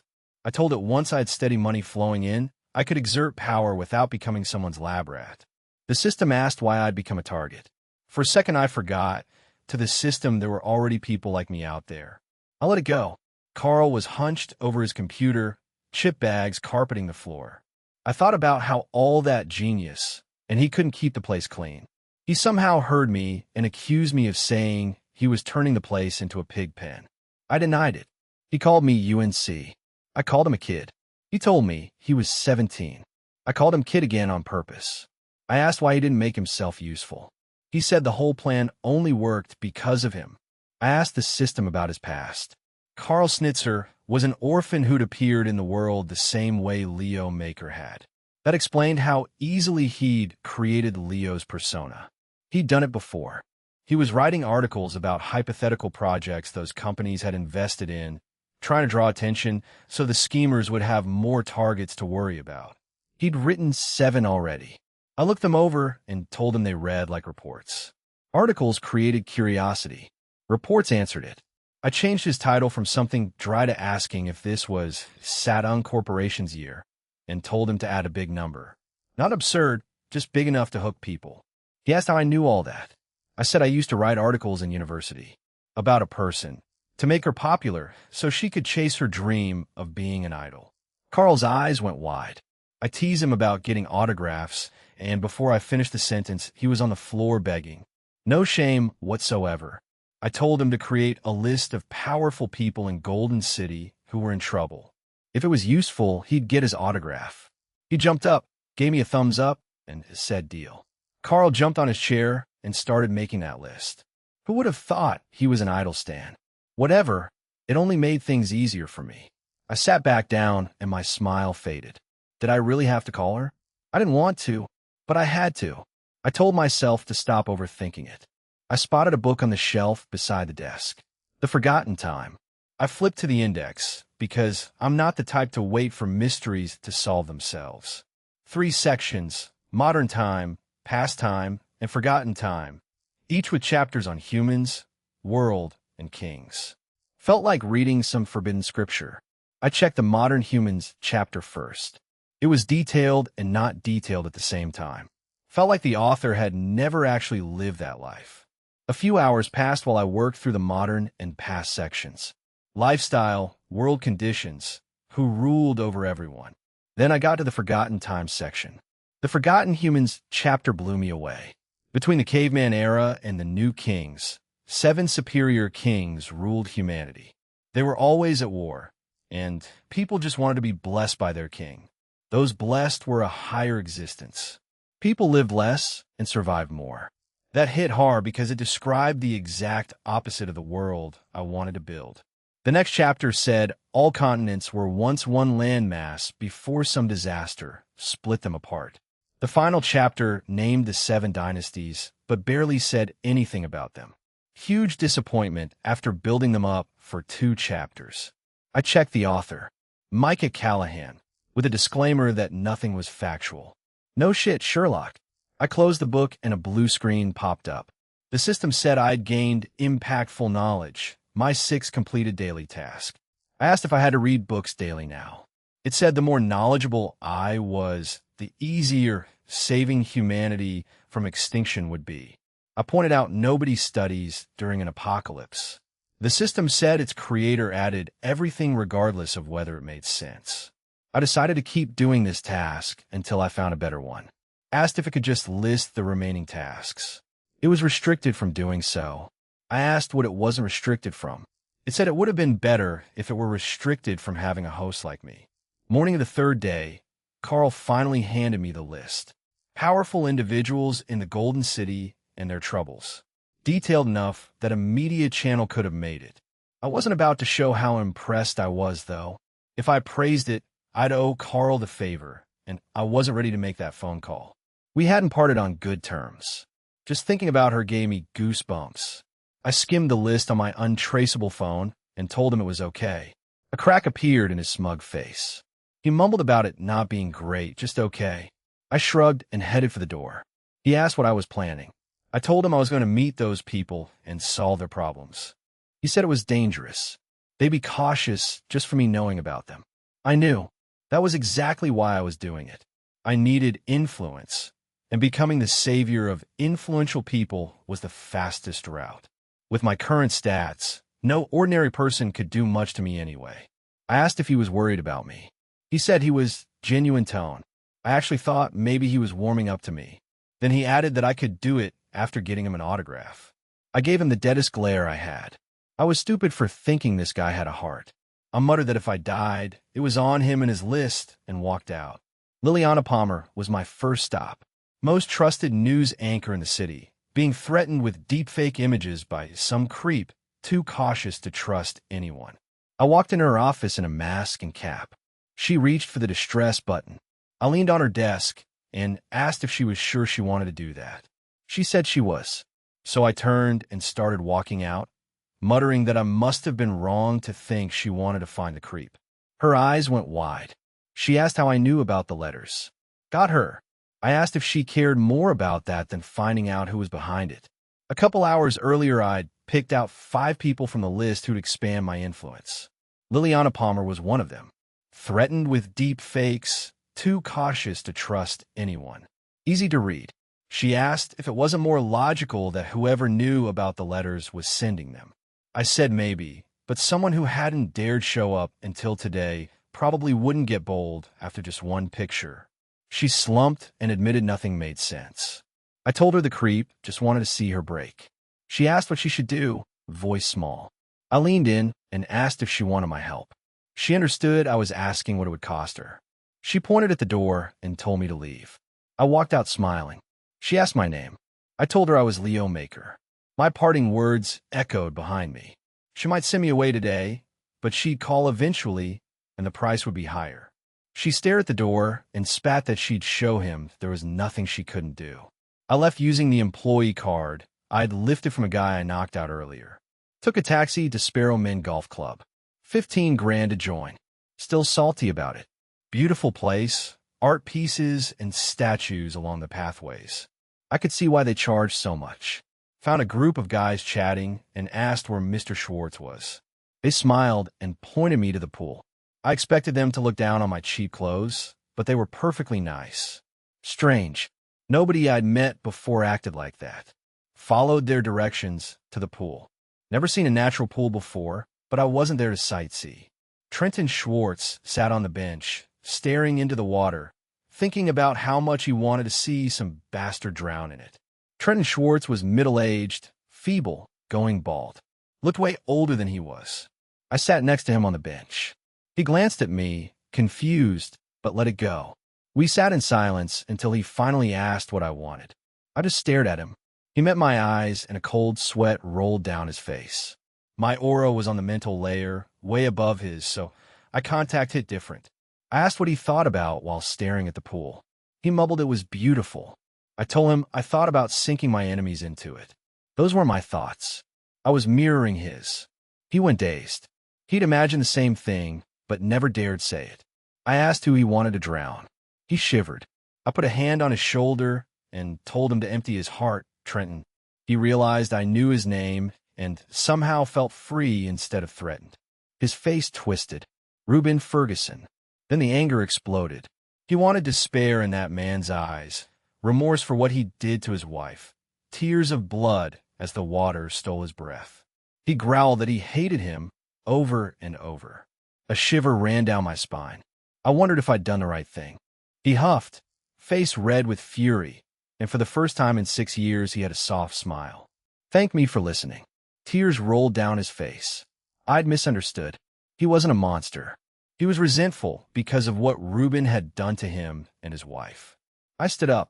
Time to recruit him. I asked if he wanted revenge and held out my hand. He stared at it for a long while, then placed both his hands in mine. He wanted to see that bastard die. I told him I wouldn't kill Ferguson for him. His face darkened, but I wasn't done. He would kill him himself, and I would see to it. He asked who I was. I told him I was Leo Maker. He could also call me the Maker. Trenton and I left the golf course. Walking toward the entrance, he asked why I wanted him to regain influence over Hephaestus. The last thing he wanted was helping the company while Reuben was still CEO. I told him if you want something, you give something of equal value or greater. Right now, he was just a man who'd lost his edge. What value did he have? He went quiet. He knew I was right, and he was ashamed for questioning my intentions. I stopped and said he seemed to need more time. He bowed deep and apologized. I leaned in and whispered that if you want to kill the king, you first separate him from his army. His eyes went wide. He stared at my back as I walked through the gate, clenched his fist, said it was time to get his shit together. For the first time in years, he felt hope. That went easier than expected. A blue screen appeared. Meaningful connection made. I checked my status. Level 20, daily tasks 9 out of 10. I figured the task only triggered when I made connections that actually benefited me. The system said it couldn't believe I'd finally figured out I had a brain. I asked if it was salty. I didn't ask it first. It called me a delusional Homo sapien. I told it delusion didn't require a physical body. Next target was Clyde Rogers, but it was already evening. I told the driver to take me to Saitama Performance Center instead. Still had time for Trina. I caught her leaving. She smiled, then immediately humphed and looked away. I chuckled and told her I came all the way to see her. She rolled her eyes. I came here every day. I said I'd been away for work. She asked if I got a new job. Nope. She frowned. I told her to guess. She asked if I was trying to irritate her, because if so, doing great. I stepped to the side and said seriously that I was working to achieve my dream. Her steps slowed. She asked what I'd done. Trina sat on her bed staring out the window, repeating my words. I was working to achieve my dream. She knew what my dream was and how dangerous it could be. If anyone else said it, she'd have laughed. But I was different. I made her believe it was possible. She was thinking about it not because of the dream, but because the person saying it was a madman. I understood people better than anyone she'd met. More would gather around me. Where was she supposed to be among them? I'd accepted her as my knight, yet she'd done nothing to repay that trust. She wondered if she was going about things the right way. Before she'd done everything just to stay close to me. Now, the only thing stopping her from standing beside me was herself. Was she going to let herself get lost in a crowd? No, her pride wouldn't allow it. But she could make compromises. She got determined, balled her fists, and promised herself she wouldn't let pride hold her back anymore. She'd train in other combat sports while preparing for the tournament, both at once. Finally unburdened, she fell asleep with a faint smile. Next morning, I took a taxi to Terra Real Estate Group. Black suit, white shirt, velvet tie, hat, and mask. The receptionist took my black card with the M on it and told me to wait. A minute later, she led me to the top floor. Clyde Rogers, general manager of this regional branch. He was broad, angular beard, black hair in a drop fade, lavender three-piece suit. Proud black eyes. The receptionist whispered my name and left. He told me to sit. Said it was good for me to finally meet him. I chuckled and told him he wasn't humble at all. He said humble was the last thing he wanted. He'd worked his whole life to get here. I said he had the qualifications to not care. He tapped the desk and asked what I was really here for. I leaned back and said something way more important than buying land. He asked what. I grinned behind my mask and asked if he'd already given up on Project Dramis. His expression hardened, veins throbbed on his forehead, and he asked who I was. I told Clyde I was someone who wanted him to reach higher. He said the previous joke was better. I frowned behind my mask. Why wasn't he reacting like the others? My aura on the mental layer made eye contact hit people hard, but I had to pour out my own emotions for it to work. Right now, I was pouring ambition into him and getting nothing. The system explained Clyde was blocking it with raw willpower. Didn't expect that. He smiled smugly and told me not to think too much of it. I wasn't the first to feel that way. I said no need to beat around the bush then. He started saying nothing would make him interested. I cut him off. None of the people he suspected were the culprits. His body went rigid. Project Dramis was his ticket to managing director, but he hadn't done anything meaningful yet. He clenched his fists and asked how I knew. I said the only person who could tell me was the bastard leaking info to competitors. He said he'd get that name out of me. I laughed so hard tears pooled in my eyes. He went red, asked if I thought he was a clown. My laughter stopped instantly. I told him the only reason I was treating him like one was because he thought I was one. I asked if he really believed I'd come to his office and drop Project Dramis without a safety measure. Understanding clicked. He asked what I wanted for everyone's name. I said I'd already told him. If the project succeeded, he'd become managing director. I told him he wouldn't, because the project would fail. He said that was impossible. Experts were working on it. I said flatly it would fail. He asked if I had a reason. I did, but not one I could share. It would fail because they couldn't complete it within 5 years. I told him to take me to the site, and I'd show him. I whistled walking the streets near the night market, hands in my pockets. A bicycle swished past, and I yelled at the guy to slow down. Zero concern for anyone's safety these days. Over the past 2 days, I'd met Liliana, Trenton, and Clyde. Liliana was never going to catch that creep on her own. He'd drive her insane. She'd risen from an abusive childhood through sheer grit, which made her deeply distrustful. Clyde had spent years in ruthless real estate and couldn't find the employees leaking Project Dramis. Even if he did, the project would collapse on day one of the apocalypse. But I needed it to survive. That required serious changes, including the terrain. Another bicycle blew past. I didn't flinch. Closed stores, barely any people. 2 cyclists going dangerously fast in an empty area.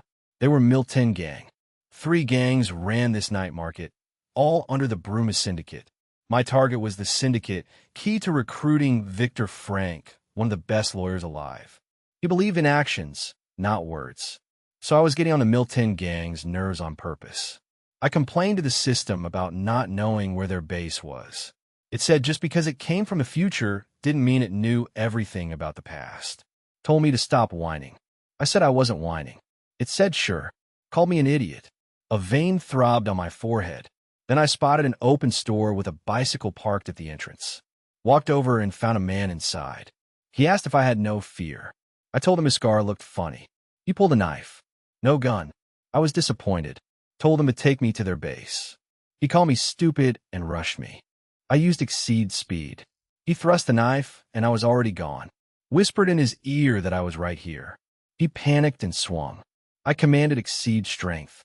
My sleeves tore as power coursed through my arm. I drove my fist past his head into the wall. It shook. A wide crack split across it. He dropped to his butt, knife falling, face white with fear. Water came out from both the top and below. I shook the dirt off my hand and muttered I'd used more strength than intended.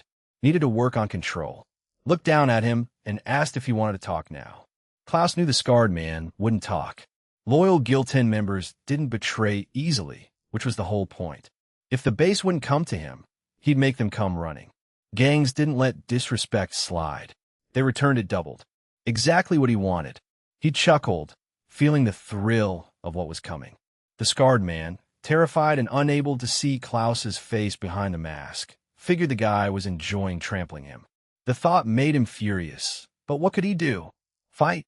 He'd be dead before he stood up. Call more scouts? They'd end up like him. Only the boss could handle this. And calling the boss for help against one guy was a death sentence for failing the gang's dignity. Klaus threw a punch to the side. It cracked the air like a gunshot and tore through his sleeve. He mumbled it was better now and tore the other sleeve too. Whatever courage the scarred man had built up vanished. No way he could fight this monster. So he pulled out a phone and dialed the secret number that alerted every Guild 10 member. Klaus noticed, of course. 10 minutes, and this place would be swarming. He crouched down, placed a hand on the man's shoulder like a boulder, and whispered thanks for helping out. The man was dumbfounded. Klaus flicked his forehead, holding back enough not to kill him. The man's head slammed into the wall. Blood dripped. Klaus shook his head and said the guy could have just told him where the base was. He stepped outside. No gang members yet. He found a tall building a few hundred steps away, crouched low, and leaped. The ground cracked. He shot up as high as a 2-story building, laughing like a kid. Drove his fist into the wall and hung there, grinning behind his mask. Then he started climbing. Fingers punched into stone like clay. He scaled the 6th-floor building like a spider, reached the top, and took a deep breath. He whispered the words to activate exceed perception, and the instant they left his lips, he stumbled backward. The second I said the words, everything hit me at once. Stores that were blurry snapped into crystal clarity. I could see a bird nearly a kilometer away in perfect detail. Beautiful, right? Wrong. Sounds flooded my head. People, vehicles, animals, everything at once. It didn't hurt, but it was annoying as hell. Every living thing affects the world just by existing. The energy responsible was called aura, and mine had reached the 3rd state, where my mind alone could mess with people around me. Aura changed the body too. I'd hit the emotional layer, controlling feelings and fear better than before. The mental layer made my brain process way more information. The catch was none of it was filtered. Most of it was useless noise, and sorting through it consciously was basically impossible. That's why I'd forced the Scar Man to call his gang. If I couldn't pick the right sound, I just needed more sounds to show up. I closed my eyes and listened. Voices drifted in from far away. Gang members complaining, bragging about new pistols, whining about interrupted dates. I turned my head left. There they were, running and biking toward the store where the Scar Man lay unconscious. Some looked excited for a fight. I didn't care. I was here to find out about Victor Frank's son, kidnapped by one of the 3 gangs. I leaped across rooftops, rolling on landing to absorb impact, jumping store to store like a ghost through concrete and steel. Within 3 minutes, I reached the old warehouses at the far edge. Closed my eyes, widened my perception, and picked out the 3rd warehouse. Dropped to the ground, feet sinking from the force, and rushed inside. Through the window, I spotted him. Bald, scar across his forehead, gold teeth, chains everywhere, looking bored. The boss. 5 of them total. More than doable. I grinned behind my mask and walked to the rear door. Pushed my finger through the rusted metal like paper, folded it open, and stepped inside among broken machines and wrecked cars. Then the boss asked what that sound was. The boss heard something and sent one of his guys to check. I stood pressed against the machine, wondering if I should take this guy out first. The problem was making no sound, which was harder than it sounded. Even a restrained punch could crack the air loud enough to alert everyone. The gang member walked deeper in, pistol tight against his chest. I stepped out of his line of sight and waited. He spotted the hole I'd cut in the shutter door. Eyes went wide. Before he could shout, I clamped my hand over his mouth and snatched the pistol. He thrashed, drove his elbow into my ribs. I barely felt it. Might as well have been a massage. I shoved the gun in my pocket and wrapped my arm around his neck. He noticed I was way too calm for someone who'd taken that many elbows. Fear wrapped around him. His eyes went red and teary, but to me he might as well have been a newborn. I told him I was trying my best not to kill him. Gently tightened my arm, told him to go to sleep. He froze, then went limp. I laid him down, facing the rear, so anyone checking would only see his back. The boss got irritated and sent 2 more guys. I couldn't deal with 2 without noise, so I shifted right and targeted the 4th guy leaning against the wall, eyes closed. The boss was busy counting money, so I knocked this one out, grabbed the boss, and used him as leverage. I moved in silent, got right up to the 4th guy. His eyes snapped open and he smirked. He'd been faking. Before he could make a sound, I slapped him lightly. His head twisted like a bottle cap, and he dropped like a cut puppet. Unfortunately, his gun hit the ground with a sharp thud. The boss looked up, dumbfounded and furious. He grabbed his assault rifle and screamed at me. Then the other 2 walked in, dragging Ben, and spotted me. One yelled that I must be the one who knocked out Ben. The other elbowed him and whispered why the boss was so quiet. The boss lowered his rifle and asked what I wanted. I told the 2 holding Ben to drop their pistols. One spat back that I was in no position to give orders. I told the boss's boys didn't seem to care about their friend much. He didn't take the bait, asked if I was pretending to be calm, grinned that I must be screaming inside. The 2 goons pulled their pistols and aimed at me. Fair enough. The boss told me to say who sent me. I muttered that I had no other option. Then I moved. Before any of them could think about pulling a trigger, I was right in front of the boss with my pistol against his forehead. I asked if he wanted to see who pressed the trigger faster.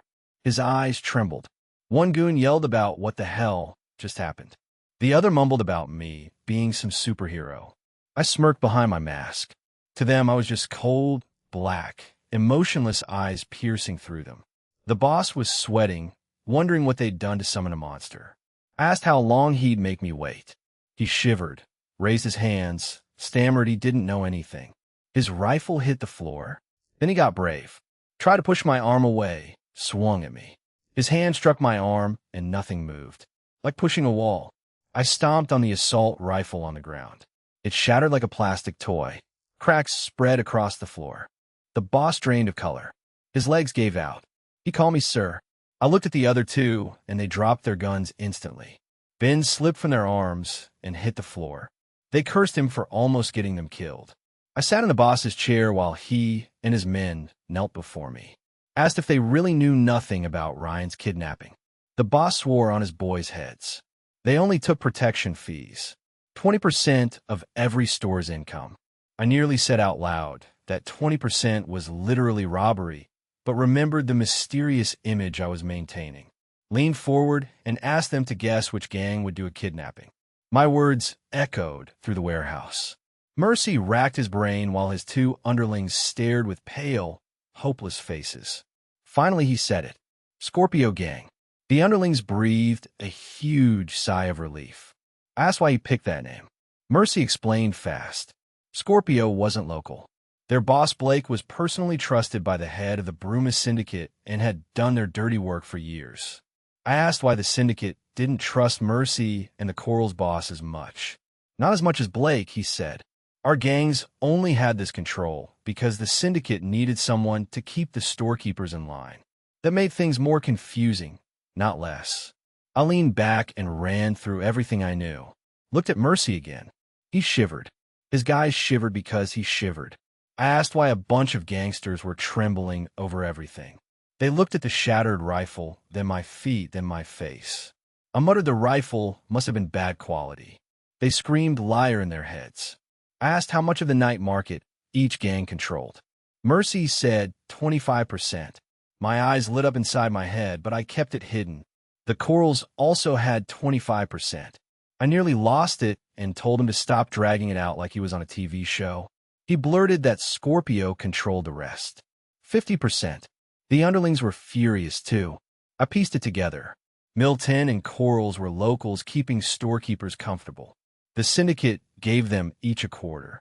The other half went to Scorpio, the gang they actually wanted running things. I asked if I was wrong. Mercy said absolutely not. I muttered it explained why they'd run wild without trouble. Never had problems with police because storekeepers never reported them. They paid up willingly, thinking local gangs wouldn't do anything too bad, and because everyone knew everyone else's business under the syndicate. I stood up to leave. Mercy called out to wait, lowered his head, and asked me to save them. He'd figured out what I hadn't said. The syndicate planned to get rid of Milton and Corals once Scorpio didn't need them. All three lowered their heads. I stared at them, wondering what to do. The Milton gang had about 30 members. I could use them, but right now I was too busy thinking about saving Ryan or getting proof the Scorpio gang kidnapped him. I stared at their kneeling figures and asked what value they could offer me. Mercy, who'd convinced himself I'd refuse, breathed a sigh of relief and said they'd do anything. I asked if he could really make that call on the spot. His face went conflicted, but he steeled himself. I knew Mercy had built the gang from nothing, but that competence ended there. Their only achievement was the territory the syndicate let them manage. If they could fight and follow orders, I could teach them the rest. I needed a future battle force, not strategists. I asked the system if they could still awaken. It said it couldn't check. I told it to be useful for once. It shot back that I sounded mentally ill. I said I was the most shameless person alive. It said it could confirm that just from watching me bully these people. I cursed it and accepted I'd have to hope they were awakenable. Then it mentioned non-awakened survivors could awaken by consuming a mana crystal, formed when high amounts of mana crystallized in a small area. 2 minutes of chatting passed while Mercy decided. He said if I promised their safety, they'd do anything. I told him to find concrete proof about the Scorpio or Coral's gang kidnapping a kid named Ryan. He nodded, then asked how. I frowned and asked what use I had for someone who needed me to think of everything. His guys looked at him like he was dead. He clarified he at least needed a photo. Even under pressure, he thought clearly. Good test. I turned to leave and told him to keep acting like the syndicate's dogs. Jose asked what they should call me. I grinned and said the Maker. They burned the name into memory and watched me disappear. Once I was gone, their legs were numb from kneeling. Mercy's face went dark. He reminded them who the boss was. They tried to explain. He punched Jose in the face. After leaving, I figured the syndicate clearly hadn't treated them well, or Mercy wouldn't have flipped so fast. The system asked what if he was acting. I said even if he was, I lost nothing. Grabbed a taxi, got home, and called Martin about construction. I'd given him 300 grand to keep things smooth, but I still worried. 15 minutes later, I hung up relieved. Everything going smoothly. Opened the stock app and started selling and buying. My balance hit nearly 880,000, almost double what I'd started with. Only 120 grand for my first million. Nothing beat making money with a few clicks. Still, nowhere near what I'd need once I started recruiting the main players for my shadow empire. I kept my moves small enough that the people running this world wouldn't notice. I needed connections with influential people. If that wasn't enough, Carl could dig up dirt. Nearly impossible for anyone in power to stay clean. Then my untraceable phone rang. Only one person had this number. Carl asked what I'd done, annoyed. No idea. He told me Liliana Palmer had been searching for me since yesterday, even called the SSA. I frowned. Only 2 days since I'd met her. Whoever sent those images must have made them bad enough to make her throw away her pride. I told Carl to send her an anonymous message to the Golden Square Hotel. He asked why. I reminded him he didn't care what I did as long as I could help him later. He told me to be careful. Couldn't have me dying before getting him an autograph. I asked what was so great about autographs. I had a plan to meet a familiar face, but the characters changed. Instead of the last person on my list, I'd meet the first. How ironic. Pulled out a dark blue suit with golden edges. Elijah would have to wait. A lady was expecting me. Hours later, I sat in a grand room with old art on the walls and colored glass filtering sunlight. The door opened and Liliana stepped in. Red dress, scarlet hair over her shoulders, tired eyes behind a sweet smile. We met again. I told her I'd expected her to take longer. Her smile cracked. She admitted she'd been prepared to never contact me, but today's image was too dangerous for her career. I asked what happened. She shivered and said the images weren't fake. I frowned. Not fake. That changed things. She clenched her fist and said she was ready to pay any price. She just wanted it all to stop. She said she was ready to pay any price. I smiled, stood up, and offered my hand. Liliana stared at it before placing hers on it and rising from her chair. I had planned to make her wait if she hesitated, but the look on her face told me she was in no state for games. We left the restaurant, and I drove toward whoever was behind the letters and images. I asked who she suspected. She said no one. I called her out. After a long silence, she muttered the name. Session, her junior. It made sense on paper. A jealous junior using cheap tactics. Not uncommon in her field, but I could see it tearing her apart. Session had come from a similar background, and Liliana had helped her rise. Suspecting her felt like driving a knife into her own arm. I told her it wasn't who she thought. She looked at me like I had lost my mind. I smiled behind the mask and said the culprit wasn't the person she expected. She couldn't figure out what I meant. We pulled up to an apartment complex. I bribed the guard and we headed upstairs. On the way, I asked about the image sent to her. She admitted it was a picture of her with an X, something that should have been impossible to fake. I pointed out generative AI had come a long way. She insisted no public model was good enough. I asked why she hadn't suspected the X.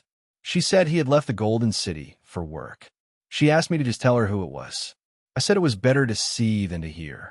We stopped at a door. I knocked. A voice called out, and Liliana whispered the name. Flynn. She couldn't believe it. Flynn was the one who had comforted her through everything. I told her to stop, and when our eyes met, her thoughts cleared a little. The door opened. Flynn stared at us. I introduced myself as Leo, her boyfriend of over a year. I wrapped an arm around her waist and thanked him for helping my Lily through a hard time. She was completely frozen. Flynn let us inside. I apologized for the surprise. She said it was fine. We walked in. Flynn seated us across from him, eyes locked on Liliana. He asked if we had really been together over a year. She forced a smile and nodded. His expression darkened for a moment. He asked if I was taking care of her. I put a hand on her shoulder and said, of course. He noted she seemed too quiet. I found that hard to believe, but people act differently depending on who they are with. Most people can't hide themselves because they don't even know who they are. They adapt to the world, and then the world calls them strange or evil. Flynn asked why we were there. I played the scatterbrain boyfriend and said I forgot to mention we were getting engaged in a few days and wanted to tell the people Liliana cared about most. Both of them froze. Flynn laughed it off, then noticed her reaction. She hadn't known. He asked if I'd told her. I said I wanted to surprise her. He pointed out she didn't look happy about it. I pressed Liliana. She mumbled that I hadn't even asked if she wanted to. I demanded an answer. She looked away. Flynn was enjoying the show, hiding his smile behind his hands. Then he stepped in, said he couldn't let a clingy loser like me hold on to her. I hissed that he knew nothing about me. I was a businessman who made more in a day than he would see in a lifetime. He was nothing but a friend who should stay in his lane. Liliana stood up to leave. Flynn told her not to worry, said he dealt with losers like me all the time. Then he dropped his little bomb. He was a data architect for Hephaestus's upcoming generative AI model. A revolution in media generation. I just grinned behind my mask. Flynn blurted out his title like it was the greatest thing anyone had ever heard. He had kept it secret from everyone, but none of that mattered to him anymore. All that mattered was having Liliana. She stopped in her tracks. She had been ready to walk out thinking I was wrong about him, but those words changed everything. I grinned behind my mask. Nothing humans love more than watching someone rise and then fall. I laughed and called him a mere data architect. His smile vanished. Then he launched into his pitch about a revolution in media generation. I leaned back and said, "So he says." He finally turned to her and saw the look in her eyes. Wide, broken. Everything she had shared with him, all the comfort, had been fake. It wasn't goodwill. It was the desire to break her down and build her back up, so he could be the only one who fixed her. That was the real Flynn. He played confused. I filled him in on the letters and the explicit images, all fake but made with terrifying precision. He opened his arms for a hug. That was the last thread snapping. Liliana slammed her hands on the table and demanded to know why. What did he want from her? He stammered, played innocent. Then she asked the real question. Why was he smiling? He touched his lips like he hadn't noticed. I sighed and asked if he wasn't even going to try. The mask came off completely. He told her about years of standing beside her, comforting her, never once being seen. No matter what he did, he was always a side character. His smile widened as he told her. She finally looked only at him. Liliana stumbled backward. This wasn't the boy whose shoulder she had cried on.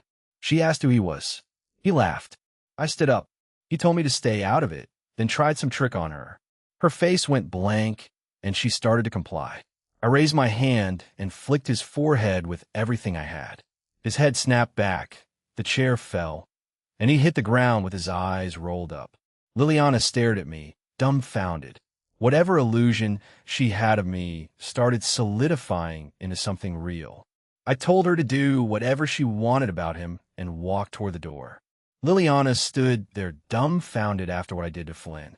She stared at him with clenched fists, no idea what to do. Killing him was out of the question. Punishing him was pointless since Hephaestus would bail him out in minutes. There was literally nothing she could do. She sank into a chair and just stared at him. He had wanted her attention all those years, and now he had it, but couldn't enjoy it. Hours passed. Afternoon bled into evening. I came back. She asked what I was. I told her I was the future, or at least I intended to become it. I said I wanted her to join me, to be the voice of what I was building. She didn't get it. I explained that people don't believe facts or lies. They believe the person saying them.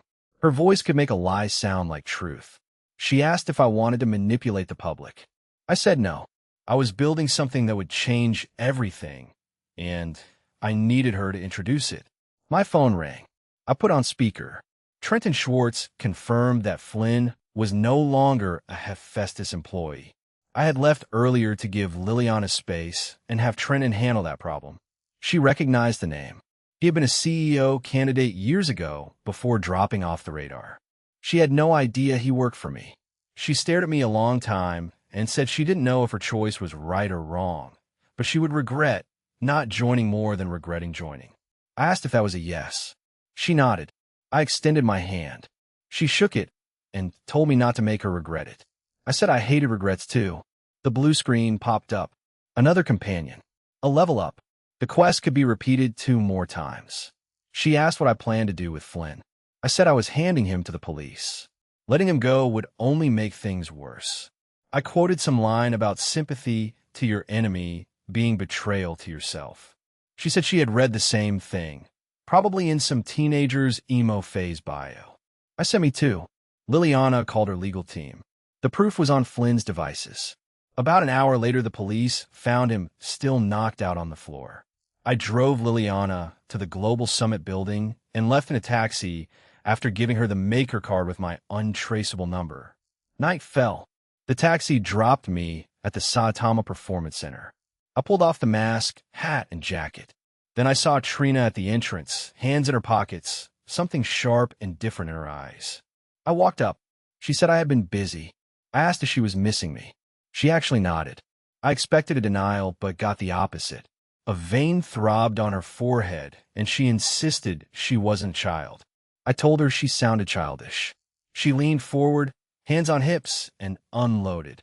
My dream was to be king of the world, and I expected her to master every combat art in existence. Not even a child would think of something so childish. I laughed and told her to just admit she wasn't confident. She said it wasn't about confidence. She couldn't master everything in one lifetime. I nodded. Humans lived about 70 years, and started losing their edge after 40. She agreed she couldn't go against her biology. I was surprised she was even considering this just because I asked. Raw ambition didn't need to be logical. I asked if she was giving up. She sneered. She would rather die trying. The journey mattered more than the destination. Plus, I was paying her. I laughed out loud. I patted her back and asked about her plan. She told me to stop patting her back. I said I was praising my knight. She warned me about a coup. I apologized, Dame Frost. She said she had everything figured out, just needed to know about the trainers. I played dumb. She was supposed to make the plan. I would just make sure whoever she picked agreed. She sighed and said she would let me know in a few days. I told her to head home.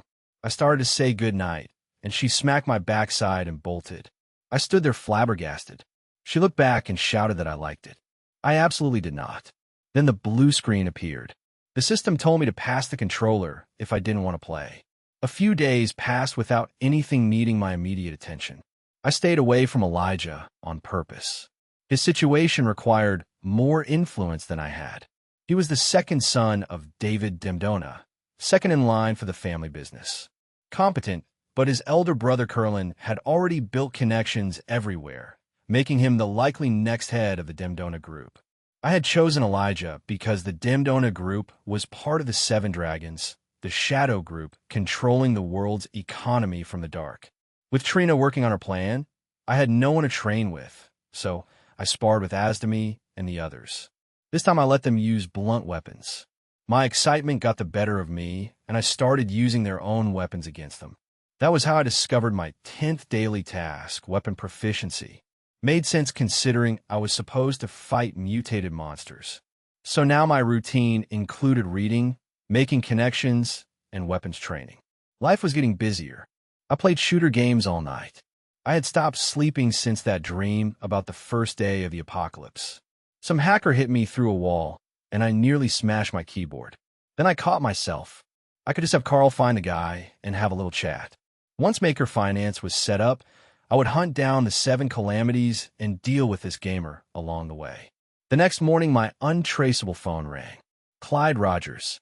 He wanted to buy the names of the leakers. Name my price. I laughed and asked if he thought I was short on cash. He went quiet. I told him I wanted him to work for me, buy and build for me.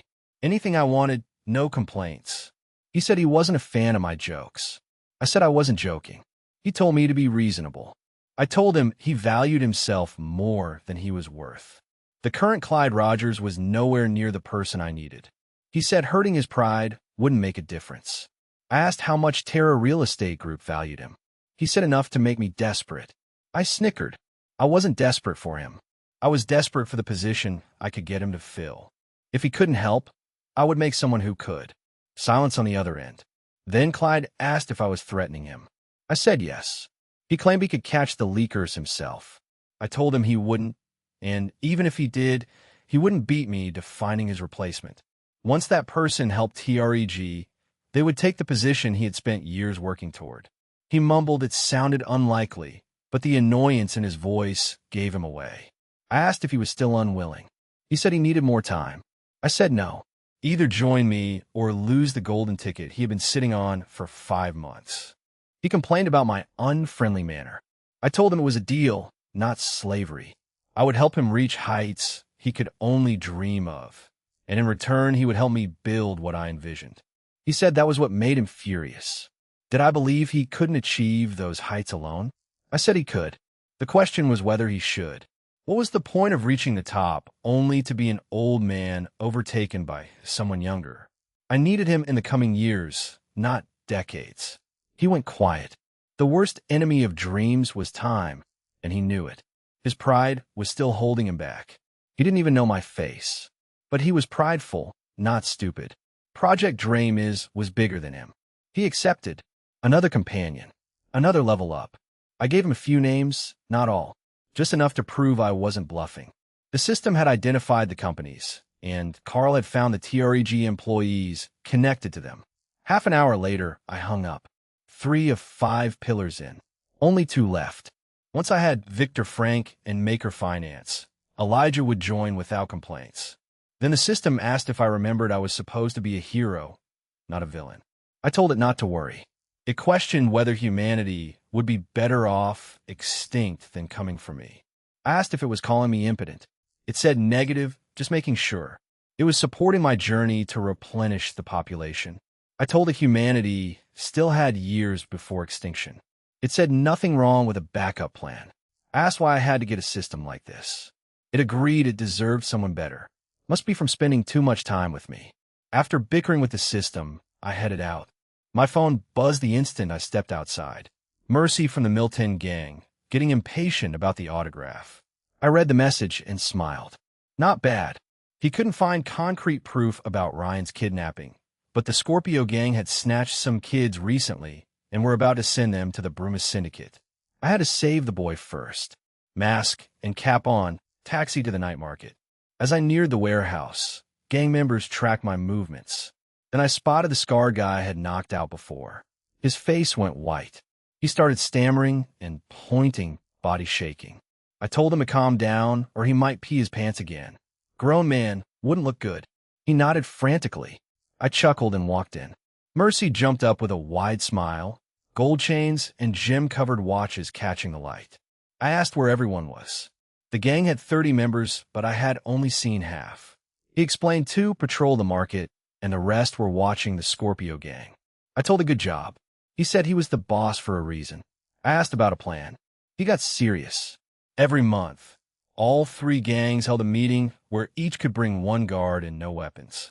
With me there, I would easily get what I needed. In an hour, we headed out. We drove in silence. Mercy kept glancing at me. I asked what he was curious about. He said fortunately he wasn't a cat. I asked what if he were. He said curiosity would have killed the cat, then cracked up at his own joke. I said it was a little funny. He sighed that I just didn't appreciate his comedic talent.